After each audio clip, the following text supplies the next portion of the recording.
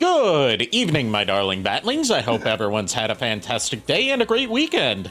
I'm joined tonight by the DMC crew of Miles Above, Nico Belmont, who is currently AFK grabbing some food, JKR, and the one and only Red Wing, who I have finally fixed the name of.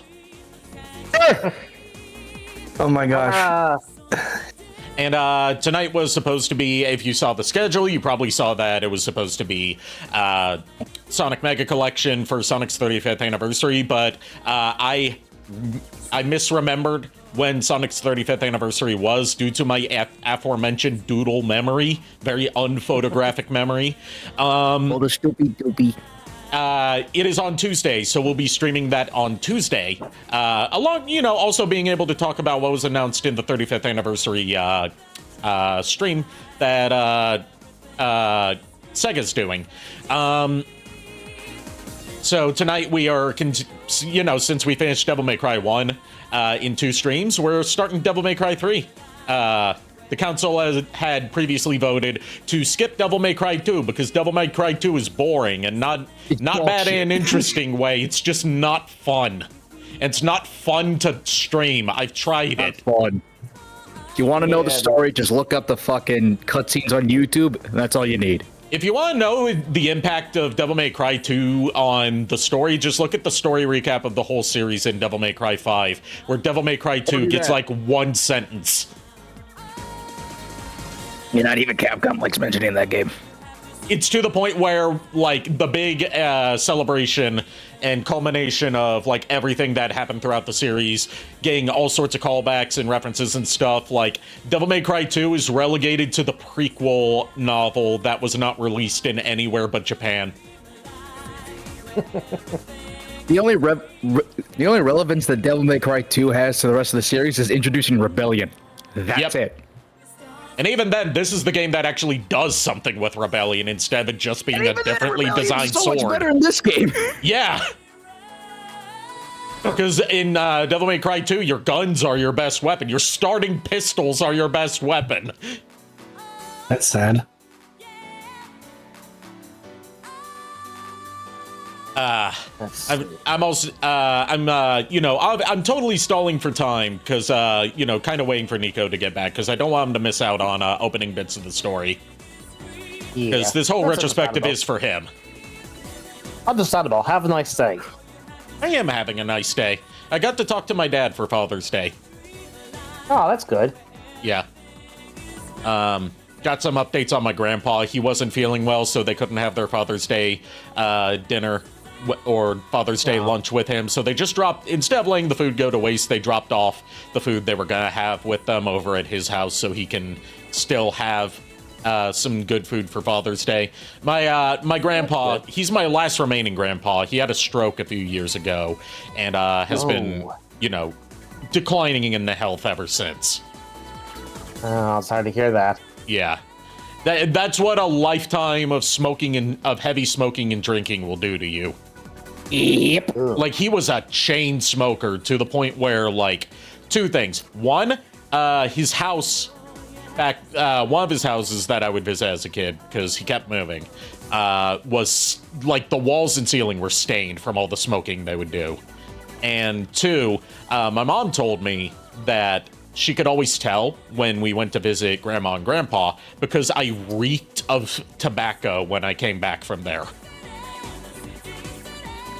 Because they had no consideration for, like, secondhand smoke or people with asthma like me. So they would just smoke constantly in the presence of everyone.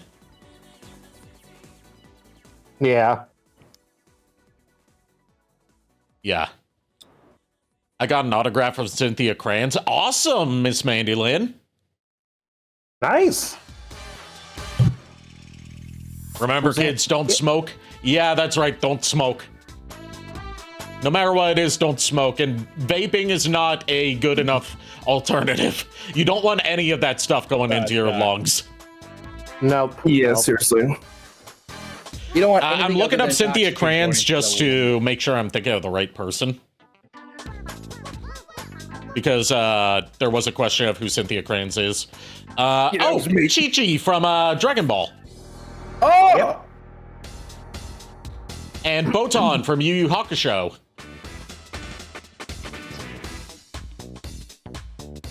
God, now I have to see what else. I'm looking at her too, because I'm legitimately curious if there's anything I'm familiar with. Yeah, Chi-Chi from a lot of Dragon Ball stuff. You know, one of the many Dragon Ball Z Funimation voice actors to carry over their roles into the modern day. Really, the only big recast that they did from Z to like Kai and beyond was Bulma.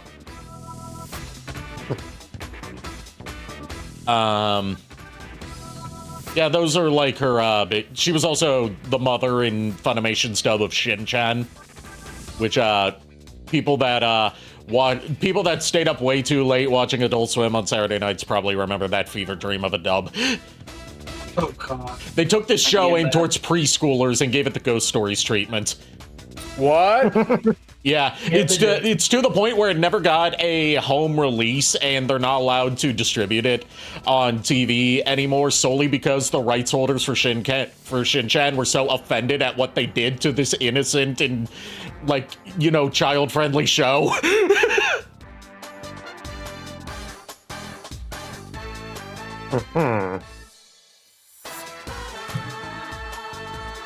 Yeah,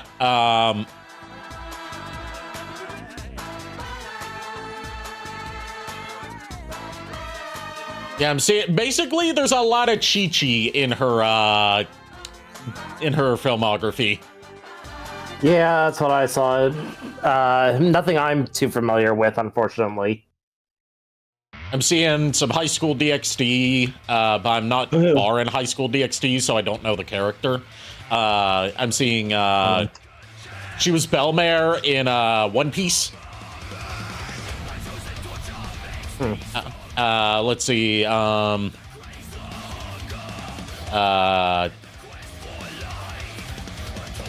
she was in Valkyrie Drive Mermaid. Dear God.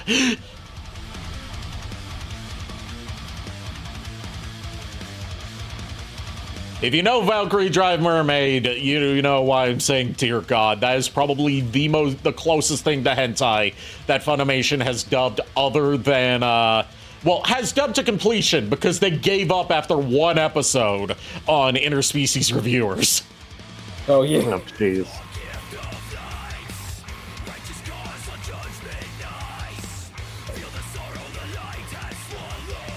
Yeah, boy. I'm looking at it right now myself. Yeah. Ace Attorney. Yeah, Ace Attorney. Yeah.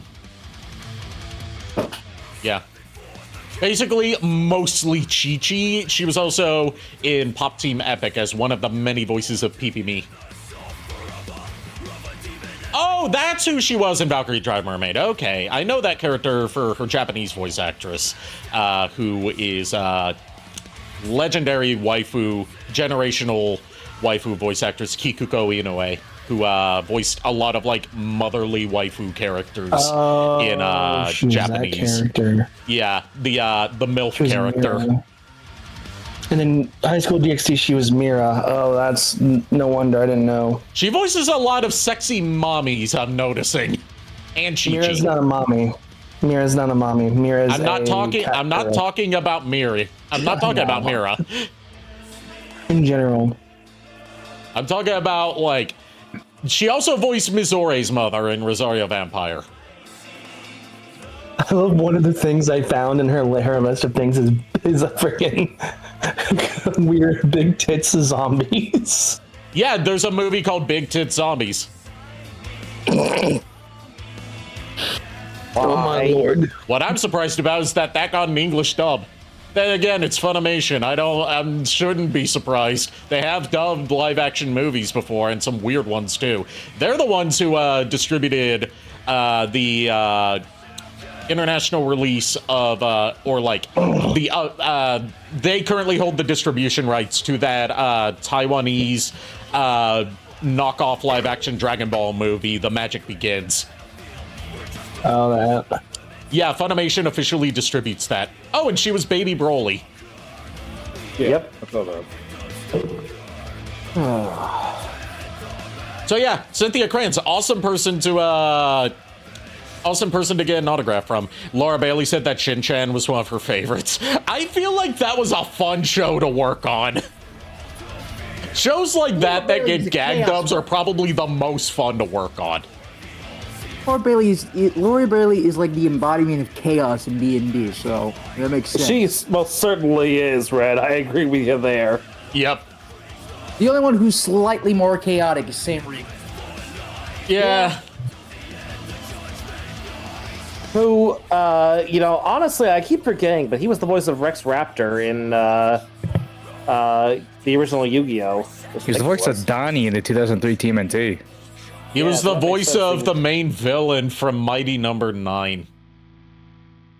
Oh no. And Ashley Johnson was the voice of Gwen Tennyson from Alien Force On. Yeah.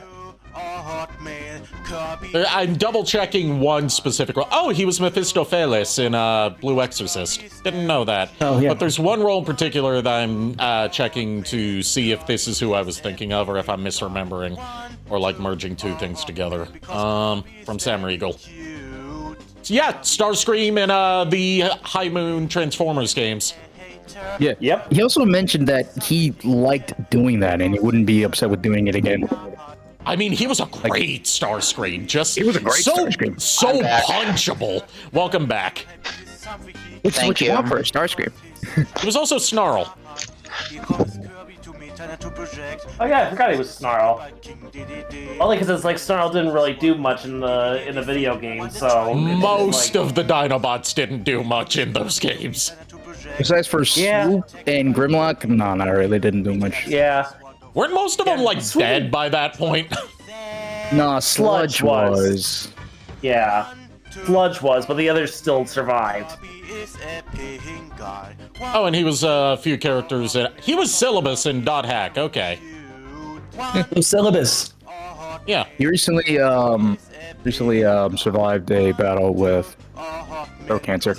Oh, I'm glad to hear. shit. I'm glad to hear that he survived that.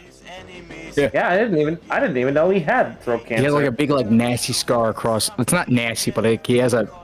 Noticeable. Yeah, it's noticeable when he points it out. You're like, oh yeah, I see it. Oh, and he was also Like Faust across his in neck. Shaman King. Yeah. Sam Riegel was in a lot. Same with Liam Was it? O'Brien. Yeah. Yeah. Like Liam O'Brien is like honestly He's one Gara. of one of the things for Liam is that I know him as unfortunately he's not the very first voice I ever heard for the character, but he's a good voice and I like it. Chairman Prescott from Gears Tactics. And what's his name? Why am I? Laura Bailey's husband. Travis Wellingham. Thank you. I don't know why I was blanking on his name, but honestly, he, in my opinion, best modern voice actor for Motormaster. He's Sephiroth and he's the new Sephiroth voice actor. that Yeah, I he's know. the new Sephiroth. He was Knuckles for a while, and he was the original voice of Zavok. Yeah. He was also Sideswipe in the High Moon games. Yep, and he was Rayleigh's Clover in Blaze Blue. That's how I was introduced to him. He was the role that started his whole career, like boosted him to fame in the voice acting scene was Colonel Mustang in Full Metal Alchemist. Yeah. Oh yeah, I remember. And he was that. Ace in One Piece. Yep. Anyway, enough of us. Yeah, now nerding that about, Nico's back, we voice- can properly start the game because the game does start with like a lore dump, so I didn't want Nico to miss that. There's one more like critical voice actor thing that's kind of relevant. Yeah. Robbie Damon, who was a recent addition, who was actually really funny. He recently voiced Virgil in the anime, and I think he cool. did a good job. My number 9 had a main villain. Sorry, I don't remember much of that game. Yeah, the CEO of Cherry Dynamics. I forget his name. Gregory Graham. That's the name of the villain. the guy who's obviously the villain from the very beginning, but like they want him to be a twist villain, but the writing's so inept that you can tell from the very beginning, oh no, this guy's the bad guy. No, it's not anyone else. They're just trying to set up a red herring that is so obvious that's insulting to the audience.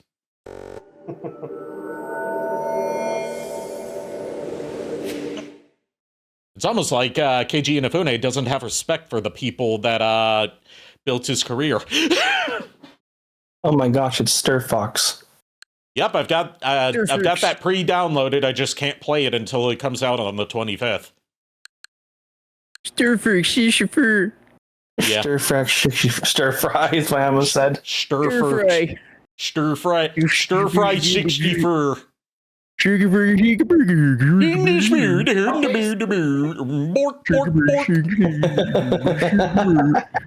damn it, guys! I knew you were going into fucking Swedish Chef. I get it. I'm just gonna. I'm concerned that they're going into them.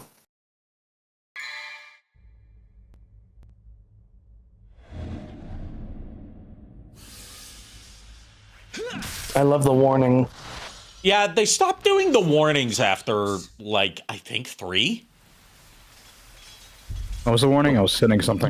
There was a warning at the beginning of the first 3 Devil May Cry games that said, warning, this game contains scenes of violence and gore. My father would tell me stories. Yeah, no, we expect him at this point. Yeah, but, like, it was always a fun little warning that popped up because they always had a different way of it getting destroyed. For the sake of the human race. Like, Devil May Cry 1, it just, like, shatters and goes into that whole opening opening title sequence. Devil May Cry 2, it gets shot. This game, Dante kicks it. Also trapped on the other side. I never believed it. I thought it was just a child's fairy. Yeah, that intro will go on for minutes at a time if we let it. Oh, okay. It's I was not about to say, is that the lore thing we need Nico to hear? No, because the whole thing gets recapped basically 1 for 1 at the beginning of the game anyway. God, I forgot how Dante and Virgil look on the title screen. Yeah, that is some graphic design is my passion ass title screen. It's just key art PNGs with like really rough edging on it. Like you can tell that it wasn't cut out cleanly. You can see like some of the like you can see the pixels on it. But the models are good. It's just they didn't crop out like especially Virgil all that well. Yeah. It's just a white background with the logo on the front. I can see horrible like that like it's not like perfectly clean with the cutting, so you can see like there looks like little dents in Virgil. Yeah, it's because it's going around the like stray hairs in his hairstyle. Yeah, Dante is very close to his head. Virgil's is off his head. Dante's is cleaner because his hair's just going down. Virgil's is like slicked back and kind of spiky. Yeah. Now even some of his jacket looks kind of like off. Yeah. Like it's like these are also obviously lower resolution images than what they would use nowadays if they were to like remake this title screen. Because, you know, this was originally a PS2 game, so there were much stricter limitations. Yep. And the HD remaster, they didn't have access to all the original source files for a lot of this stuff, so they had to that was commonly the case back in the like PS3 era of remasters. Like they didn't have all the source code stuff for everything, so they just kind of had to wing it. Like Capcom's very famously bad at storing some of their stuff for like PS1 generation onward. Stop going to. We're playing on normal. Gold orbs, because why would you use yellow? And freestyle mode, because that is the best way to play the game. And for some reason, it's only on the Switch version. Oh my god. Switch version. Switch version's also the only one to have co-op multiplayer. Didn't even know that was possible. Yeah, co-op multiplayer. Each player uses one Joy-Con. One controls Dante, the other controls Virgil. Huh. In the other versions, the closest you get to co-op is the doppelganger style. Yeah. Where a second player can control the doppelganger. Or those weird kind of online levels in 5. Well, specifically talking about 3. Yeah. Sorry. Yeah, 3 style. This game, for Nico's understanding, this game, it's a prequel. It takes place before Dante has officially opened his Devil May Cry business. So before Devil May Cry 1. This is before he even has Devil Trigger. It's fair enough. So basically, in a way, this is like an origin story in a sense of how. Yeah, this is the closest we get to an origin story for Dante so far. Okay. Like there's some stuff that's happened in lore before this, but it's not all that important to this game's story. Except for that, like he's the son of Sparta. His mother's dead. He hasn't seen his brother in years. Yeah. Moving on. Yeah, that's about it.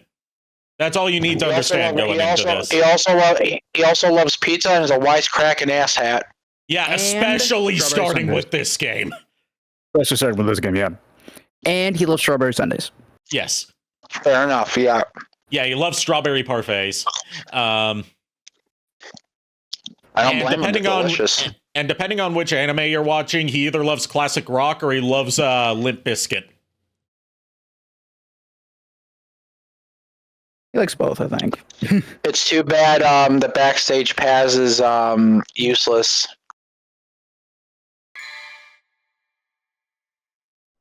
All right, I may have to adjust. I may have to adjust volume every now and then. Okay. But haven't you? The Legend of Sparta. When I was JKR, you're muted. I don't know if you know that. Just giving you a heads up. long ago in ancient Oh, I know. I was vacuuming my floor. rebelled against his own kind Okay. for the sake of his own race. Those floor gremlins. He shut the portal to the demonic realm and sealed the evil entities off from our There seems to be like a lot of debris and shit on the floor of my room, so I'm just like, I need to vacuum that shit up because it's annoying to walk on. I thought it was just a See, there's a little bit in this opening narration that's a bit of a retcon from Devil May Cry 1. Devil May Cry 1 says that he ruled over and protected humanity until his death. Sparta, that is. Whereas this one says when he sealed the portal to the demon world, he was trapped on the other side. both of them. The human side. No, on the demon side. Blood of their father Oh. flowed through their veins. The two And weird question, but Rebellion's in this game, right? It debuts in Devil May Cry 2, but it gets story significance for the first time in this game. it seemed as if they So then, if he's had Rebellion since this time, why didn't he have it in 1? I guess, like, lore-wise. he- I mean, like, what makes no sense. He was Uh, using he- Force Edge. He was using Force Edge at that time, which is in this game as part of the plot, and that is the sword that Sparta used in its sealed form. Yeah, but Rebellion. I mean, like, I don't know.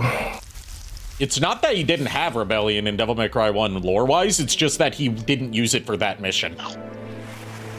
Oh, gotcha. Okay, makes It was sense. more. I feel like it's more of a choice to not use it rather than not being able to use it in general. Yeah. So this is the only game where the twins actually look like twins. Yeah. In future games, they would start looking more and more different from each other. And also, like, this is the only game where we get to see Virgil with his hair down. That's true. Rain. The reason why Dante doesn't wear a shirt throughout this game is because he just got out of the fucking shower. Yeah, he didn't have time put on to a fucking shirt. He didn't have time to put a shirt on, and that became the most iconic look for Dante.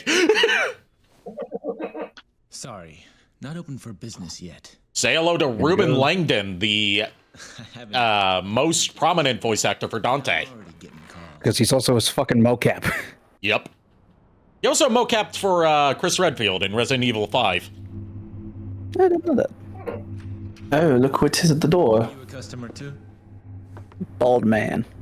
Arkham is his name. If you want to use the bathroom, help yourself. The toilet's in the back. This whole intro is just Devil May Cry 1 again, if you think about it. Kind of. Right down to the, do you need to use a bathroom? It's in the back.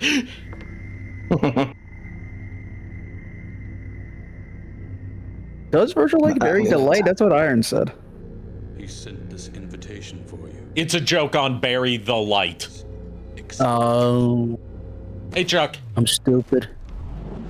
Hey, To be fair, took me a while to get that joke too. I just got it.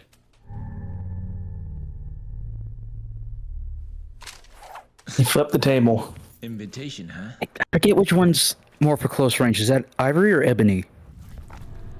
I'm not sure. Catches the pizza. There's a damn good looking pizza. Like, it's got a good cheese pull, but they desecrate that pizza so bad. Well, he also just got stabbed like 7 times. By scythes. He's just walking out. He's dragging one of the demons along with him.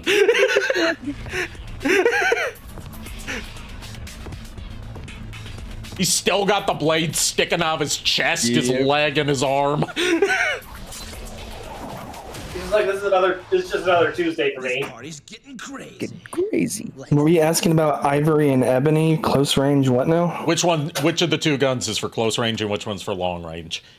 I'm assuming, based upon Gunslinger, that Ivory is close range stun locking and long range is Ebony. I'm assuming based upon Gunslinger. Yeah, Ebony has been modified for long distance targeting and comfort, while Ivory was custom built for rapid firing and fast draw times. Also, I like a little bit of visual storytelling here. Like, he presses the button on the jukebox and it doesn't start playing at first, showing like this Dante. He's not the complete badass that he was in Devil May Cry 1 yet. He's still got some room to grow. He smashes it. He does some percussive maintenance to get it to play. He's an intern version of Dante right now. The pool balls. Weaponizing the pool balls. With Ebony. I admit that's pretty cool. Dante, did you even need to slice through your own pool table? He probably got insurance. No, He doesn't even name this place. He does not have insurance. He fucking doesn't. This man does not have insurance. He doesn't have money. I was gonna make jokes about it. I don't even think he bought this place. I think he's a squatter. He's just living here.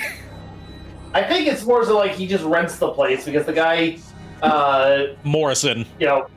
Morrison, I think, was it DMC 5, Ari? Yeah, Morrison. DMC 5. Morrison is the guy that like hooks him up, acts as a sort of like a middleman to get him jobs, but like also act like Dante like canonically from this game onwards, like he's constantly in need of cash, basically.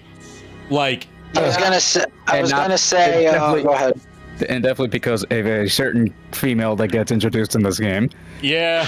I was gonna say, with all the stuff that gets destroyed in that office and the way that office gets wrecked, since he's paying rent, that direct deposit is not going to exist anymore. He hasn't even named the place yet. There's another more reason why I he know. doesn't really have a lot of money. He donates a lot of the money he gets from his jobs to help rebuild stuff around him. It's another reason why he doesn't have a lot of devil arms again, is that he sells them and gives the money to people who were really affected by it. Yeah. And I'm assuming, are you gonna go Royal Guard on this? Given that I'm using freestyle, which means I can switch between any style at will, I typically play Trickster and Swordmaster in this game, but I have been practicing with the past few playthroughs with Royal Guard. Yeah, let's try it. Like, the reason I say you should play freestyle on the Switch version, why the Switch version is currently the definitive way to play the game, is because in the other versions, like, you can only pick one style at a time, and it's like, you have to go through menus at save points to switch between them. It's just such a clunky process, and it doesn't really encourage much experimentation. This one, it's like Devil May Cry 4 onwards. They're just all mapped to the D-pad. For Nico, Ebony and Ivory are black and white guns. Ebony in the left hand, Ivory's in the right hand. Yeah, I know of Ebony and Ivory from Marvel vs. Capcom, and Gaia Online had an item that gave you ebony and ivory as items for your avatar. Yeah. I was just trying to help. Sorry. And I know, you're fine. You're fine. this game introduces You're fine, Red. this game introduces 4 different fighting styles for Dante. That thanks for the head pats, James. Also, because James requested What me the fuck speak. was that? The fuck That's is that sound? That's the Why head is he pat still sound. going? What the fuck? That's the head pat sound. You've heard it before. I don't remember. I must have trauma blocked it out. You had the same reaction the last time you heard it. I 100% yeah. trauma blocked it out. I know you were trying to explain it, and I do appreciate you explaining it because I do forget the whole close range and long range thing about those pistols. The same. Since James has requested for me to try some French, since he's apparently French Canadian. Bonsoir, James. Comment ça va? That's one of the few bits of French I've still retained. But yes, this game introduces 4 different fighting styles for Dante, each with their own special moves you can do, and you can level them up by using them more frequently. You've got Trickster, Swordmaster, Royal Guard, and Gunslinger. Trickster is based on mobility, Swordmaster is based on heavy attacks, and is the only one that really gives you aerial combos. Royal Guard gives you a block and parry move, and Gunslinger is based around solely using your guns for combat and unlocking new opportunities with them. Bonsoir, je fais mal mais je pourrais au mieux. God, I'm trying to remember what some of those mean. I'm so rusty on my French. I'm sorry. So basically, what you're saying is, gotta go fast, combo paradise, constant guard, and range and just range. Yes. Yeah. I could be better, but it's all good. Okay.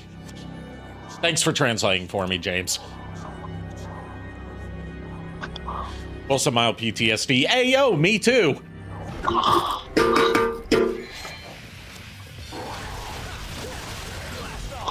And we got our red orbs. I don't really like the design of the orbs in this game. They also introduced the targeting system that works as a health bar. Yeah, they show you the health of the enemy you're locked onto when you lock onto them.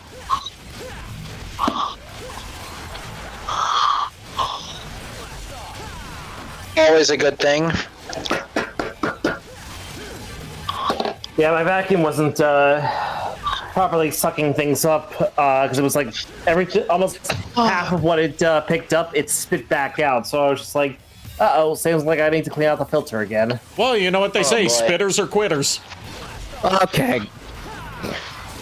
Okay, Red, you have my permission to hunt Ari down and put a stake through their heart. Red, I'm gonna tell you this right now. With what happened last night in D&D and JKR's use of thaumaturgy, yeah, JKR, do you want to regale us with the tale of what you did with thaumaturgy with Varen? Oh, fuck. I'd rather not, but okay. Basically, go ahead. No, you tell it. So basically, he caused the ground to shake, like a soft tremor to like throw people off balance. And I was in the range of it. You were literally nose to nose with the boss, and from all the shaking, Baron's a very voluptuous character. So you can assume what happened to her chest bouncing around like that. Yeah, and I had Baron remark on that. Yeah, and then the final thing was, I think you mentioned something about Ollie's character's cake or whatever. Yeah, it was JKR that said. Fight. Yeah, JKR mentioned that, and I followed up on that. There was a discussion of like wanting milkshakes or cake or something, then JKR said, well, Varen's already got cake, and then I followed up with Varen's got the milkshakes and cake. Oh no. Yeah, Red. So you see what I got to deal with. Like, honestly, in my defense, I was trying to, I initially said that just because I was like, well, technically Varen is the most voluptuous of all characters here, so it would make sense she's got that cake and the milkshake. Honestly, I'm gonna be honest with you, JKR. I would have been upset if you didn't, because well played. Because I'm just like thinking, like, it's not something. I don't think you would have said that, would you?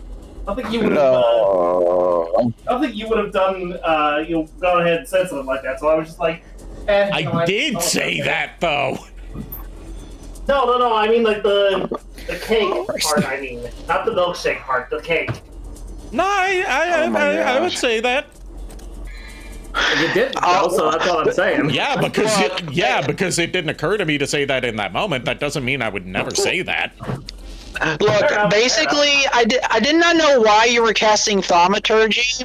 You said make the ground shake. I'm like, okay, I see what you're doing, and I was like, oh no. And part of me was like, are you trying to distract Atox? I was trying to do a lot of things for Atox, and yes, I was trying to distract him, but not with that. That was what happened. lose. Ollie, I don't know if I should believe him at that one. I don't know if I should believe him on that. I think he was trying to distract me with your character. Look, Varen can't help that she just breasts boobily everywhere she goes. Breasts boobily? Yeah, it's a joke about. It's from this old post about like how men write about women's chests, like describing the way that their breasts bounce, and it's like she breasted boobily as she walked down the stairs. Oh, But no, basically, this is also the same character that wanted to kill one of the other characters for having a bigger bust than her. Yeah, Varen's very proud of her voluptuous figure, and she doesn't like having competition. Considering how much you've thought about this, you must have thought about cup size. You must have. Yeah, I did. Yeah, she has a cannon cup size. Yep. I'm curious. I'm fucking curious. I hate to G. say. You can say. Same as my VTuber model G. I was gonna say, do you want to know the cup size of one of the characters that she wanted to kill? Let me guess. H was one above it. Nope. Oh, what is it? K. Okay. And then she was just pouting like, kill her! Kill her! She was like, kill her! Kill her! I got a cross. Just imagine it helps that the Baron. character in question was a horrible person and one of the antagonists of an earlier arc. Okay. Yeah, and I find it funny because part of me was like, now I want a chibi version of Ari's character, like Angie. Yeah. Like angry Varen noises. Yeah. Also, like, when you said Christ in regards to G Cup, I've seen bigger. Yeah, same. There's an OnlyFans model that I recently came across who's a natural R cup. I'm curious. Her name's Scotch Dolly. Okay. You okay, Red? Didn't know you do it off the top of your head. I only know 2 online influencers who are that big, and that's why. Yeah.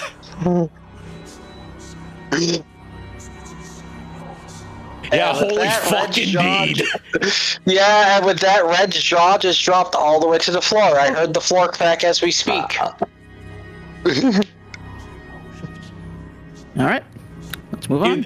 On the one hand, like, you know, we get age restricted. on the one hand, you know, obvious jokes about honka-donka-badonkas, and also, on the other hand, I feel sorry for all the spinal problems she's going to have later in life, given that she's said that she's never going to get a reduction. Yeah, I was gonna say that like she doesn't that have poor, problems. I was gonna say, yeah, that poor woman's back. That poor back. Oh no. And considering her job, it's already going to be. She's also only like 4 foot something tall. She's 4 foot nothing. She's like 4 foot something, like 4'11", I think, or like 4'10".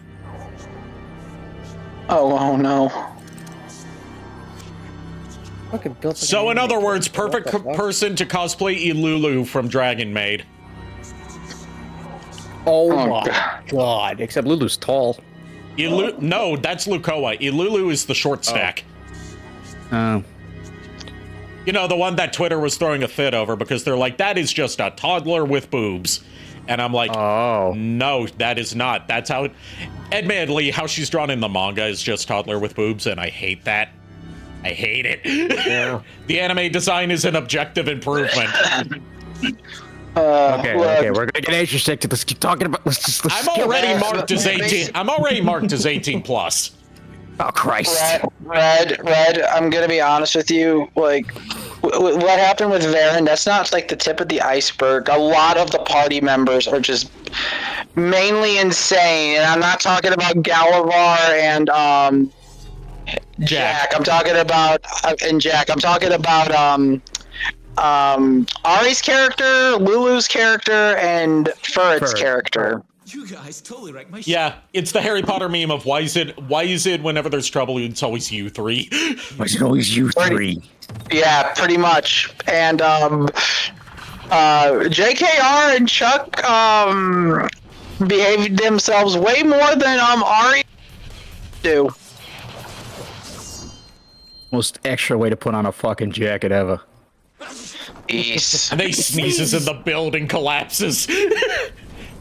There goes his shop, and he hasn't even opened it yet or named it yet. Well, shit. Yep. Wallets always cry. That's what Not she even a shit. called it. It's his house too. There goes his house. Yeah, he lives in his shop. Well, shit. Looks like I'm gonna have to sleep in the subway for a little while.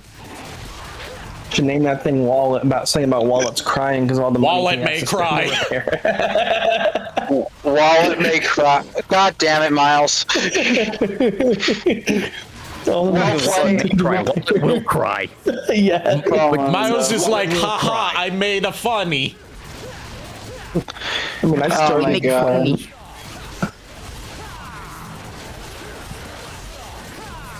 It's like Master Splinter at the end of the '90s Ninja Turtles movie. I made a funny. Oh my Saying that, I god. haven't seen that movie in a while. I've never seen that movie, but I know that's like a running gag in the How have you not seen the original 90s movies. Turtle movie. I wasn't a Ninja Turtles kid. I was. I watched the second movie when I was younger, and then I caught the third movie on TV out of random, and then the third movie I was just like, yeah, no, I'm good. There's a And that's 4K on remaster of them out now. Oh. Yeah, from Arrow Video, the same studio that's getting ready to release a 4K remaster of the 90s Mortal Kombat movies, as well as a 4K remaster of some of Jackie Chan's earliest movies. Huh. I remember watching the Power Rangers. The Power Rangers Ninja Turtle Turtles crossover, that was like episode fucking 2 of In Power space, Rangers yeah. in space. I think it was episode 4 of Space, but yeah. Well, It was early. It was early enough. it was too early. Way I too think they early. did it twice. No, they only did the one time, and it was a crossover with Ninja Turtles: The Next Mutation. The one thing from Ninja Turtles that they proper one in the comics where it's like Mighty Morphin in the original 4. yeah, Maybe that's but what I'm like in terms of thinking TV shows, like it was a crossover specifically with Ninja Turtles: The Next Mutation, the show that is so reviled that even the the rights holders before they sold it off, the creators before they sold off the rights to Nickelodeon were like, part of the condition is no, you cannot ever bring back stuff from The Next Mutation. There are only four turtles. There is not a fifth one named Venus de Milo. There was 2 Power Rangers episodes. It was a 2-parter. That's why. Oh, okay. That's why I was so confused. It was episode 3 and 4. Okay. Okay. Yeah, because episode 1 had that fake out intro that made it look like Divatox was going to be the main villain from the opening credits. Yeah, that confusion. Well, it was an intentional way to throw off the audience, because the previous season ended with Divatox winning, and like it was, you know, the audience was supposed to expect, oh, Divatox is going to be the villain going forward. Nah, she gets kicked out immediately. Yep. And they bring her back later. Not really, no. Kinda, for like a bit in one episode. I mean, in It's another like season. it's no, they don't bring her back in any other seasons. No. I'm getting confused. I'm thinking Divatox one way. I'm getting my seasons flipped. It's because In Space was supposed to be the finale to the series because they were nearing the point of getting canceled. Then it performed so well that, oh shit, we do get another season. Dante sees a fucking building spawn out of the fucking ground and immediately knows the cause is Virgil. Yep. It's hard not to know that it's supernatural in nature. Well, he also hasn't seen Virgil since he was a kid. Actually, he said it was like, it's been a year. Oh, a year. They have seen it like a year before the game. Is this just a yearly thing for them? I have no idea. I wouldn't be surprised. There's so many. This implies that there's so many battles they've had that we haven't seen in the games. It's like, it's like. Right. It's also, there's just a Leviathan flying around the tower. Yep. And in the HD remaster, you can tell that tower's a PNG. In that shot, you can tell that it's like a matte painting. Yeah, you can tell. It's one of those things that, like, when you're playing in a lower resolution on a CRT, it looks more natural, but that's one of the problems with a lot of HD remasters is because of the higher fidelity of everything, you can see a lot of the gaps in the illusion. Back to the joke about them seeing each other every year. It's just family reunion every year. Every year they fight. So just like a family reunion. Yeah. I did read up in like a lore. It's like the year ago thing was the first time he saw him. Like he didn't know he was alive till then. Also, that is a very dangerous name for this tower. Yes, it is. Yes, it is. And it was related to this thing going on. So Dante did kind of know it was coming. Okay. Yeah. Glorious edifice. Now, I totally forgot that inside of his jacket is orange. I hate that. I kind of hate that. He's speaking a lot of big words there. Virgil's just like, I don't give a shit, Arkham. I just want to fight my brother. Funny, we speak Power Rangers. There's Daniel Southworth as Virgil, aka Eric from Time Force. Yep, the Quantum Ranger himself. Also retcon to his half of the amulet. His is gold now, where it was silver in Devil May Cry 1. Yep. Also, just brief display of Virgil's power. This thing was a boss we just fought. It's like, help me, please. Oh, is that And a then Virgil's race? like, screw you. And Virgil just one-shots it. Yeah, is that a wraith or what is that boss? It's one of the hell enemies. They're each God, I can't remember what this one's called, but each of the hells is named after like a sin. Like all the Reaper enemies are called hell something. And here's our first look at Lady. Best girl in video gaming there, I said it. I agree with you, Red. Oh, look, it's a parade. Also, most badass human character in Devil May Cry. Yeah.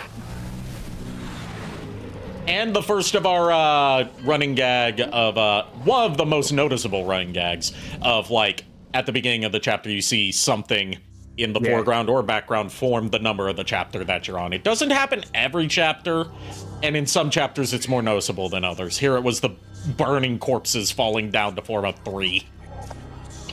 Oh shoot! Tomorrow I start my new job. Oh, cool. Ew. I had to wake up at 5 in the morning to get there. When are you going to be moving to get closer to there? Probably not for a couple of months, honestly, but I only have to go down there 3 times a week. Okay. So, One of the first upgrades I get is fucking air hike. It's a lot. It makes it get a lot easier. Yeah, but I don't have enough orbs for that. Yeah, I know. Yeah. Air hike makes a lot of things easier, but you also have to buy it for different weapons. yeah. Yes, I forgot about that. Yeah. Like, when you buy it for Rebellion, it only works when you have Rebellion equipped. Oh, yeah, we're been equipped, yep. And it's 20,000 orbs. Yep. I always buy Stinger as my first move in every game, because why wouldn't you? Yeah. It's a good way to close distance. You gotta hear Ruben go, yeah, every time. Oh God. Yeah, Nico? Lulu, I was gonna say, Lulu says hi, and Lulu is making me, mashed potatoes for dinner. Ooh, nice. Oh. Woo. I think it's garlic butter mashed potato. I keep forgetting you can upgrade your guns in this game. This is the last game where you can do that. There are only 2 games where you can upgrade your guns, 2 and 3. I was also going to say, Lulu brought up another thing that she found funny about last night's campaign. Varen and Vixie ripping into Riku. For letting Bonnie out, and for Varen missing out on Bonnie dying. Yeah. Vixie was ripping into Riku for letting Bonnie out, after doing her experiment on her, because, you know, enemy of her family and previously captured her and nearly killed her. Varen was like, I wanted to kill her, man. The other reason was Bonnie originally was after Atox, and Vixie was not having it. Angry fox girl noises. Yep. Immediately go back to where we started, because there's an optional fight here. Sound I just heard that sound I heard, it sounds like the Symphony of the Night menu selection. I don't know why. Oh, yeah, it kind of does. Into another room. Like I know we're playing Devil May Cry 3, but when I heard that sound, I'm like, Symphony? Yeah, it kind of did sound like it. Look, I played way too much Symphony of the Night, so my mind is immediately, like, trained to be like, oh. He's got the brain rot of the night. Pretty much, yeah. I've also tell Red this. Just, if I may... The friend group. If I may, real quick. First game to introduce camera controls, but only in certain areas. Well, that sucks. And even then, they got stuck. Alright, they kind of suck because they get stuck on things. Yep. Yeah. Red, since I now know you well enough, in my opinion, if you ever are looking for like a game that's hard to find, for some reason I have a really, really weird luck with finding old vintage games. Like I think I told Ari and Nico, like I found like a bunch of old Castlevania games still in like complete in box for like dirt cheap. Yeah. Also Miles, the God of War cards. When I get my money, do you want me to just send you the money for shipping, so you can just ship them? It's fine, Nico. It's not going to be expensive to ship a bunch of cards. I know it's not expensive, but I am offering. I don't really do vintage games, but if I ever do, he also does. He also is good at finding pop figures. Yep. Yeah, I have enough of those. And trading cards. Yep. Mainly because there are some God of War cards that Miles has that I really want, and then thanks to Miles, I need to collect 3 other Funko Pops. I need one of Richter and Maria from Nocturne, and the larger God of War Funko Pop. Which thank you again for sending. I know. I thank you for sending that link. No problem. I counted my Funko Pops for Pokemon the other day. Yeah. I have way too many. Yes, you do. I think I have well over, because I think Pokemon has 200 of them or more. Yeah. And I have all of them. Oh, and that's just God. Pokemon. Look, to be fair, it's not as much as you, but I have a ton of Gardevoir plushies, so like I really can't speak. But I know. Nico, I'm not counting my Yu-Gi-Oh pops. I have every Yu-Gi-Oh Funko too. That's fair. Again, I understand. I understand.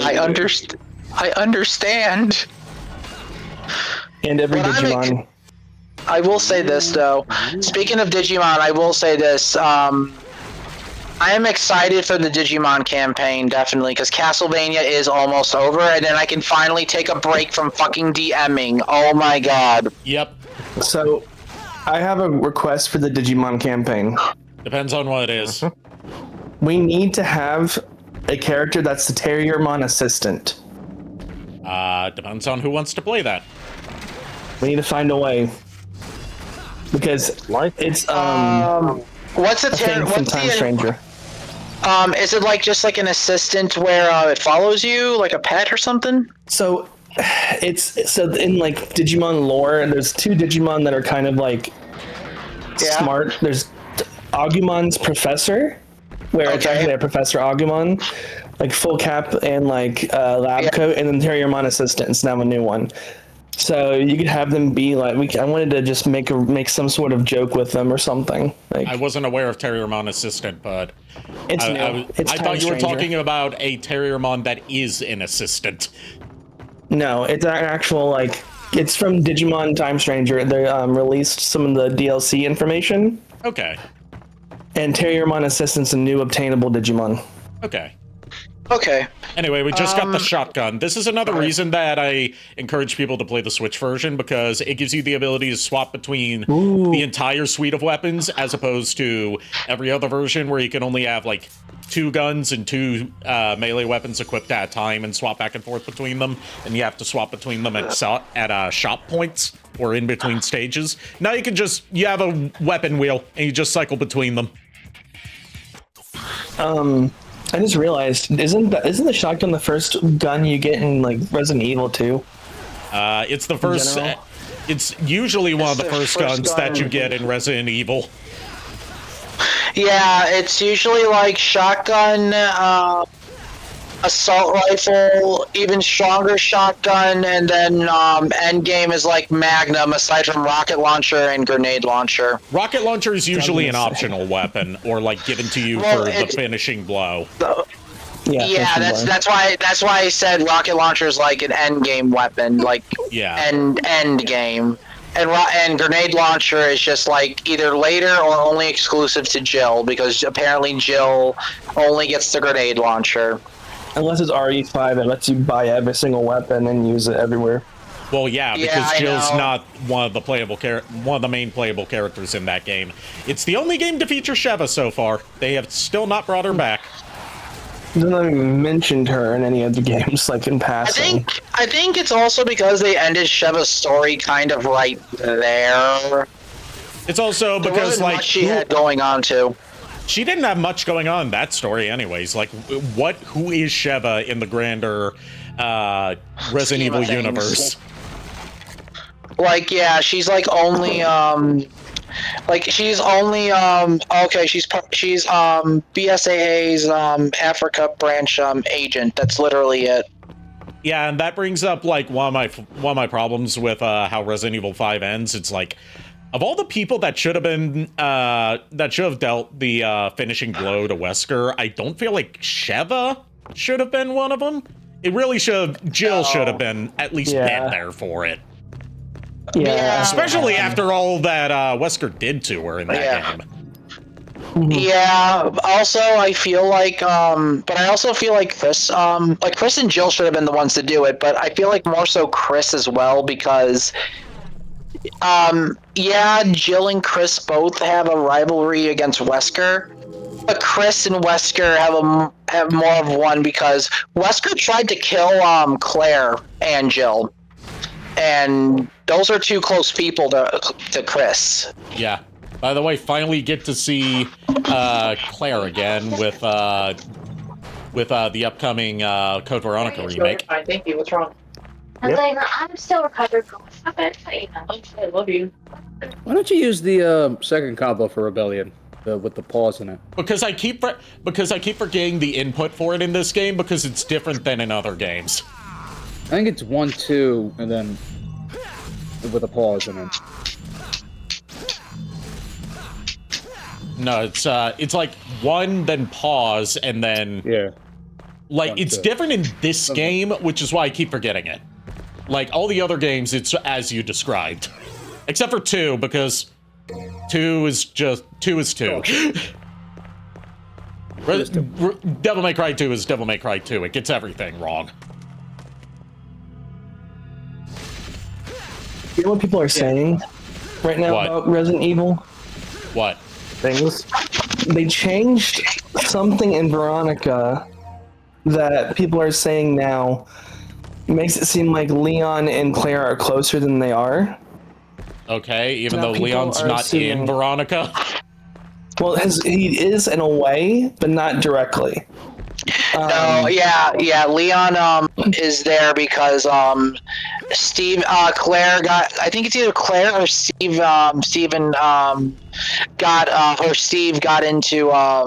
touch with him. It was Claire, but Claire got in touch. No, it was Claire that got in touch with Leon, and then Leon got in touch with Chris. Yeah. So yeah, okay then. So it was, like I said, it was either Claire or Steve. So thank you for confirming. Mm-hmm. You were right on that. But now people are thinking that Claire is the one that Leon married. Okay, I That's didn't know new. Leon got married. Thanks for telling me that. No, that's what people are assuming. Miles, how many times have I had to politely ask you not to spoil stuff? I didn't mean to. I'm not trying to rag on you, but like I keep I'll asking. mute myself for a minute. No, do not. I'm just saying, like, I keep having to ask you. Please try to remember that. That's all I'm asking. I haven't done it. I haven't done it recently, though. Yeah, I know, but it's happened more than once. Yeah, I'm sorry. It's okay. That all I ask is that you try to keep that in mind in the future. That's all I'm asking you. Yeah, I don't expect perfection. I'm stuff. bad at remembering stuff too. I understand. I'm just trying to politely ask you, but also, firmly set down that there's a no spoilers rule for everybody. Okay. And that includes you. That also includes chat. Mm-hmm. That also includes me. And I'm just trying to evenly enforce that rule across everybody, okay? You're not being singled out or like you've done something bad. Just try to remember in the future, okay? Okay. Okay, good boy. Okay, Oh, gosh, alright. don't do that. I meant that in a like dog and owner way, as opposed to like a mommy and sub way. I know, alright. If I meant it in a mommy and sub way, I'd say, good boy. I'm gonna say this right now. If you ever say that to me, I am leaving the stream and never coming back. Okay, so I'll keep that in my back pocket for later. Red. Okay, do you want me to leave? Red. No. Red. Both Ari and Lulu literally say that to me. Unfortunately, I cannot leave because I am always forced back here. We're about to get my favorite weapon. We're about to fight the Noob Slayer boss. This is the boss where it ends so many people's first playthroughs. Yeah, I remember beating him. Cerberus. It's Cerberamon. Remember, Sod? Yeah. Oh no. Which one are we doing first? Are we doing the Pokemon or Digimon one first? We're doing the the Pokemon the first. Pokemon one is only on the server. The Digimon one is on stream. Okay, let me know when we're doing that because I got to build the Digimon character. Yeah. Yeah. Yeah. Like I said, I'll wait till the cutscene ends.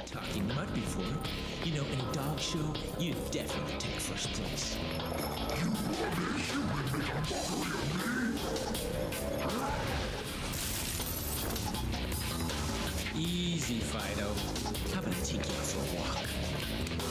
Come on, puppy. Let's go. Oh, gosh. Same thing in 5. Yep. It's showtime. Also, Cerberus in this game, which may interest you, Nico, you know Cerberus is usually portrayed as, like, fire elemental in a lot of games? Yeah. He's ice in this game. Okay. Which fits his role as, the layout of the tower in this game is based on the circles of hell in Dante's Inferno. Yeah. And the heads rotate. Yeah, the heads rotate based on, like, which one's attacking at the moment. And each of the heads is a different style. Yeah, technically. Oh, God. But yeah, I was gonna say, yeah, the Pokemon D&D is just one that just passively happens. It's like one for people to take part in. The Digimon one is a stream one because it's easier to do than the Pokemon one because of the assets. Okay. So that's literally like the only reason. Yeah, I'm going to be like, as the big Digimon, like lifelong Digimon fan that I am, I'm going to like try to not just get like some good music to play throughout certain parts, but also get like certain sound cues to play up for like digivolving and stuff. Which, by the way, you're urging the DM. You're welcome. I'm not sorry. I'm not sorry about that. Now, here's the thing. If you're going to kill count a game like this, and you involve a 3-headed dog, do you count the body or the heads? Count the body, because it can survive without 2 of its heads. True. Yeah, plus, just because a beast has 3 heads, it still counts as one creature. Same with a Hydra. Hydra has multiple heads, but it counts as one creature. Good to know. Unless you're going by like Symphony of the Night rules with the Scylla, where like the Scylla heads are separate monster entries and separate targets than the Scylla body. No, they are not. They share the same health bar. They count as one being. I mean, like, they show up as separate entries when you attack them. Yeah, oh, right, yeah, bestiary, yeah, never mind. Yeah, they do. Hey, thanks for the follow, Davion Uchiha, I believe, or Davion Uchiha. Let me know how to pronounce your name. I like to make sure I'm pronouncing people's names right. I'm going to die. You need to heal. I died. Destroyed. And you do not get your items back in between. Oh, great. So Ari, question. You said this was the newbie killer, right? Yes, and I've never claimed to not be a noob at this game. Devil May Cry 3 is often considered the hardest in the franchise. It's tough. This fight took me a while when I first played it. But also, it was my first time playing 3. Fair. And the whole knocking items back in between deaths thing is one of the reasons it's so hard.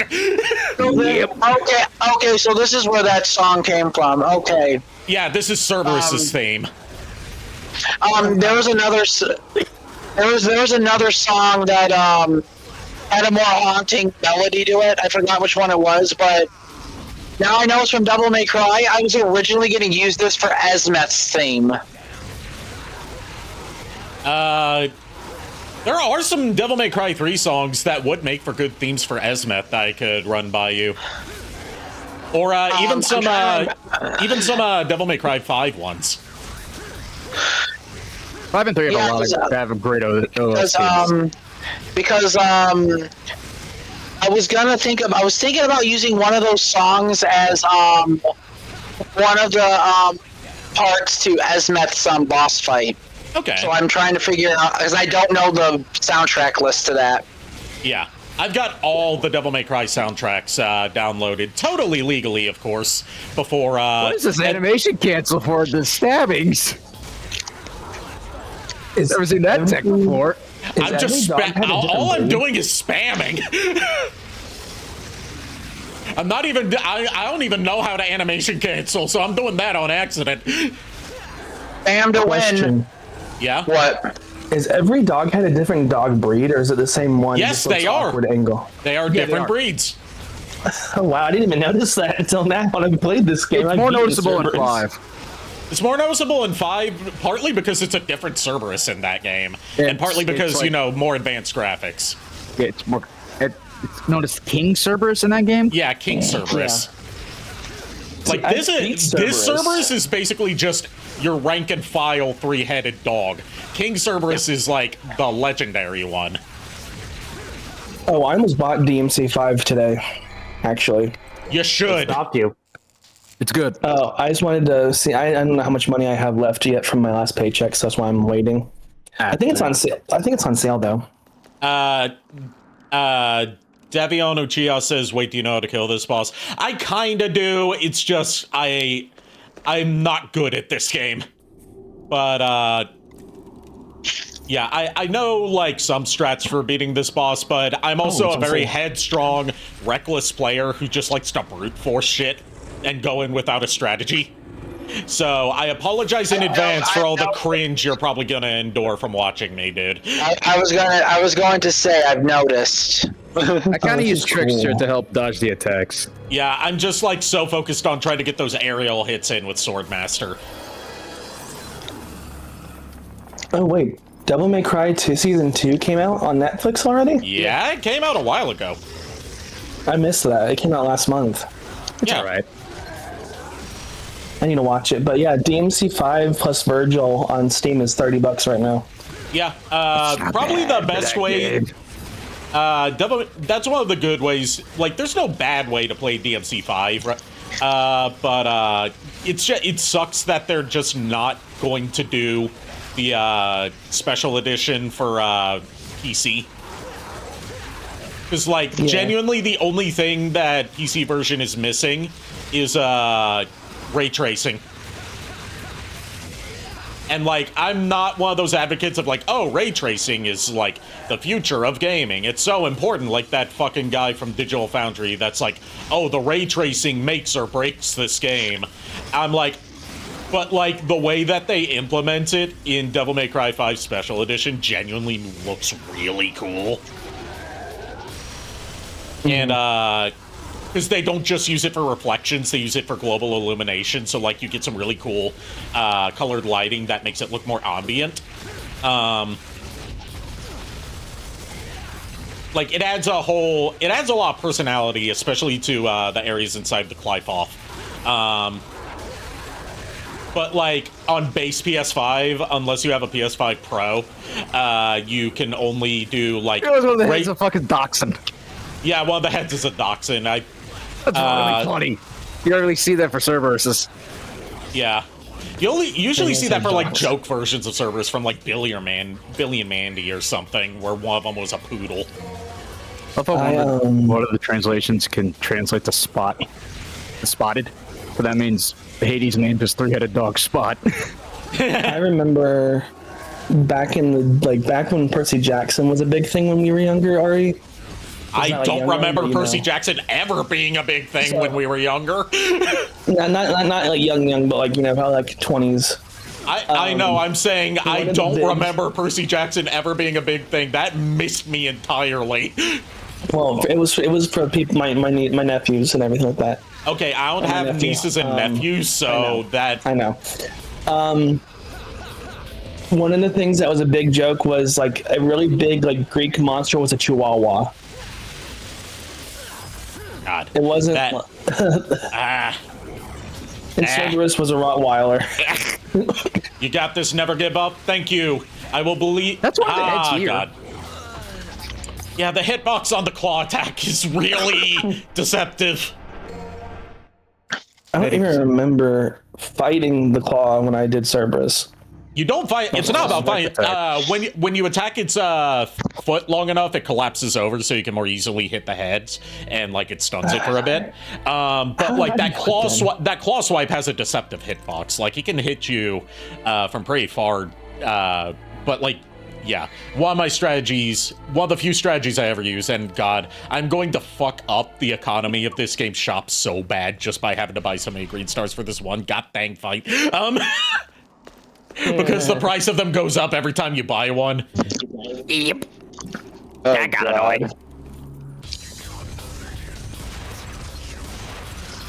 But, like, I remember Mori Calliope had, like, all the Hololive members that played this game have had trouble with this fight.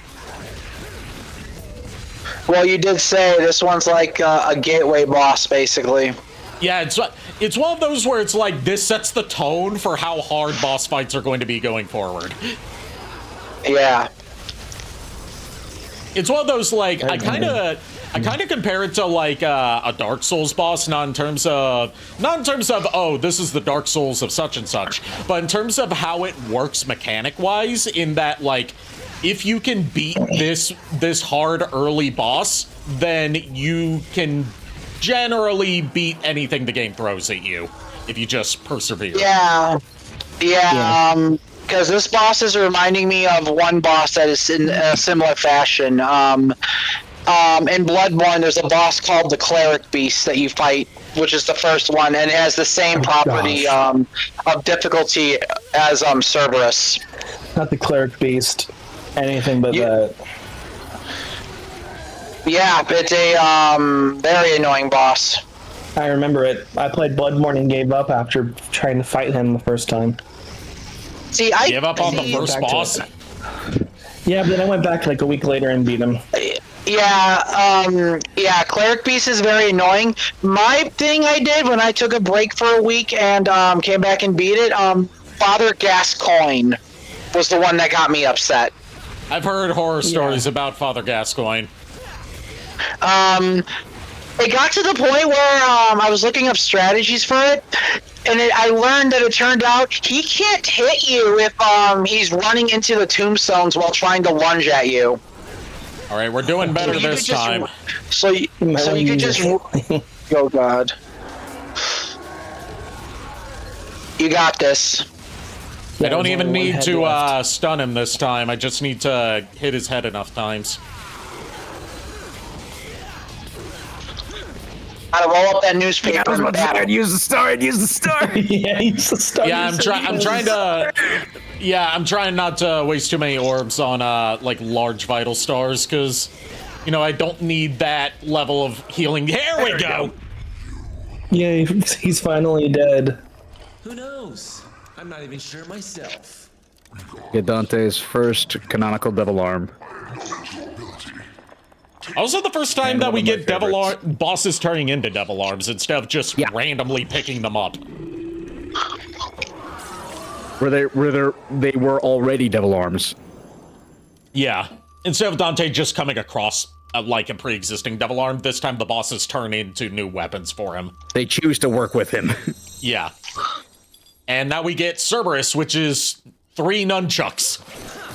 It's a triple pronged nunchuck with a circle in the middle that he can stick his arm through and spin. Okay. And it's ice elemental, so we can freeze stuff with it. So I'm assuming each boss turns into a devil arm. Yes, more or less. Yeah, either a devil arm or a new style in a few cases. So I'm gonna have to say that sorry, forgot about the cutscene. Dante's first meeting with Lady.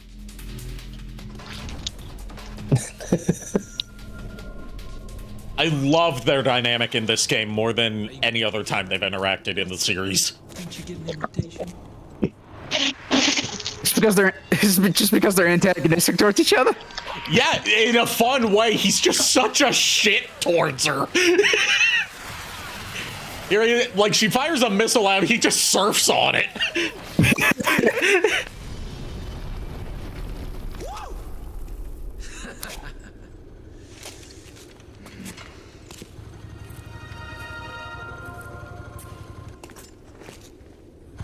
Important detail about Lady, she has a scar over her bridge of her nose, and her right eye is green, and her left eye is red.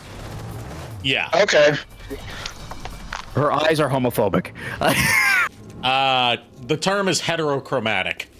I know, I was making a joke. I got the joke. I was choking on my mashed potatoes when you said that. It's a stupid joke, but I find it funny. I found it funny. I died that many times, I still got a C on it. So what I was gonna say was the nunchucks just remind me of a fidget spinner. Yeah. Yeah. Yeah. That would make a good fidget toy. Arkham's just reading. His arm. Virgil just brooding. Oh god. Virgil's such an edgy boy. Looks like we have He's always an edgy boy. So edgy. a human. All right. JKR question. I'm afraid I should ask the He is muted, so I don't know if he's walked off or. If he's busy, I can wait till later. That's fine. Actually, I happen to be acquainted with that woman. So Arkham knows Lady. Somehow. Storm is approaching. Well, he's right behind you. Oh my gosh, that texture. Yeah, he has this like corruption texture on the side of his face that's pulsating. Because I should point out to Nico, Arkham is human who has who's like seeking like demonic power. Wait a minute.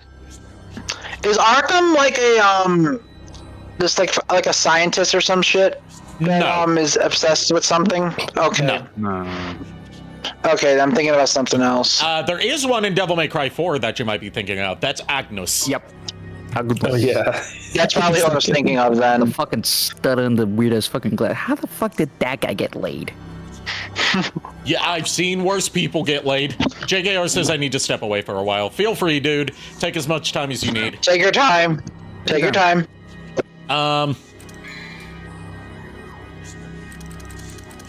Miss Mandy Lynn said The Matrix. Yeah, there's a lot of like bullet time slow-mo stuff in this game because The Matrix was popular at the time. You couldn't go 2 feet without seeing a Matrix parody. This is like one of the only games where it's like, it's not as obviously a reference. It's just like, okay, we're just doing this now. Yeah.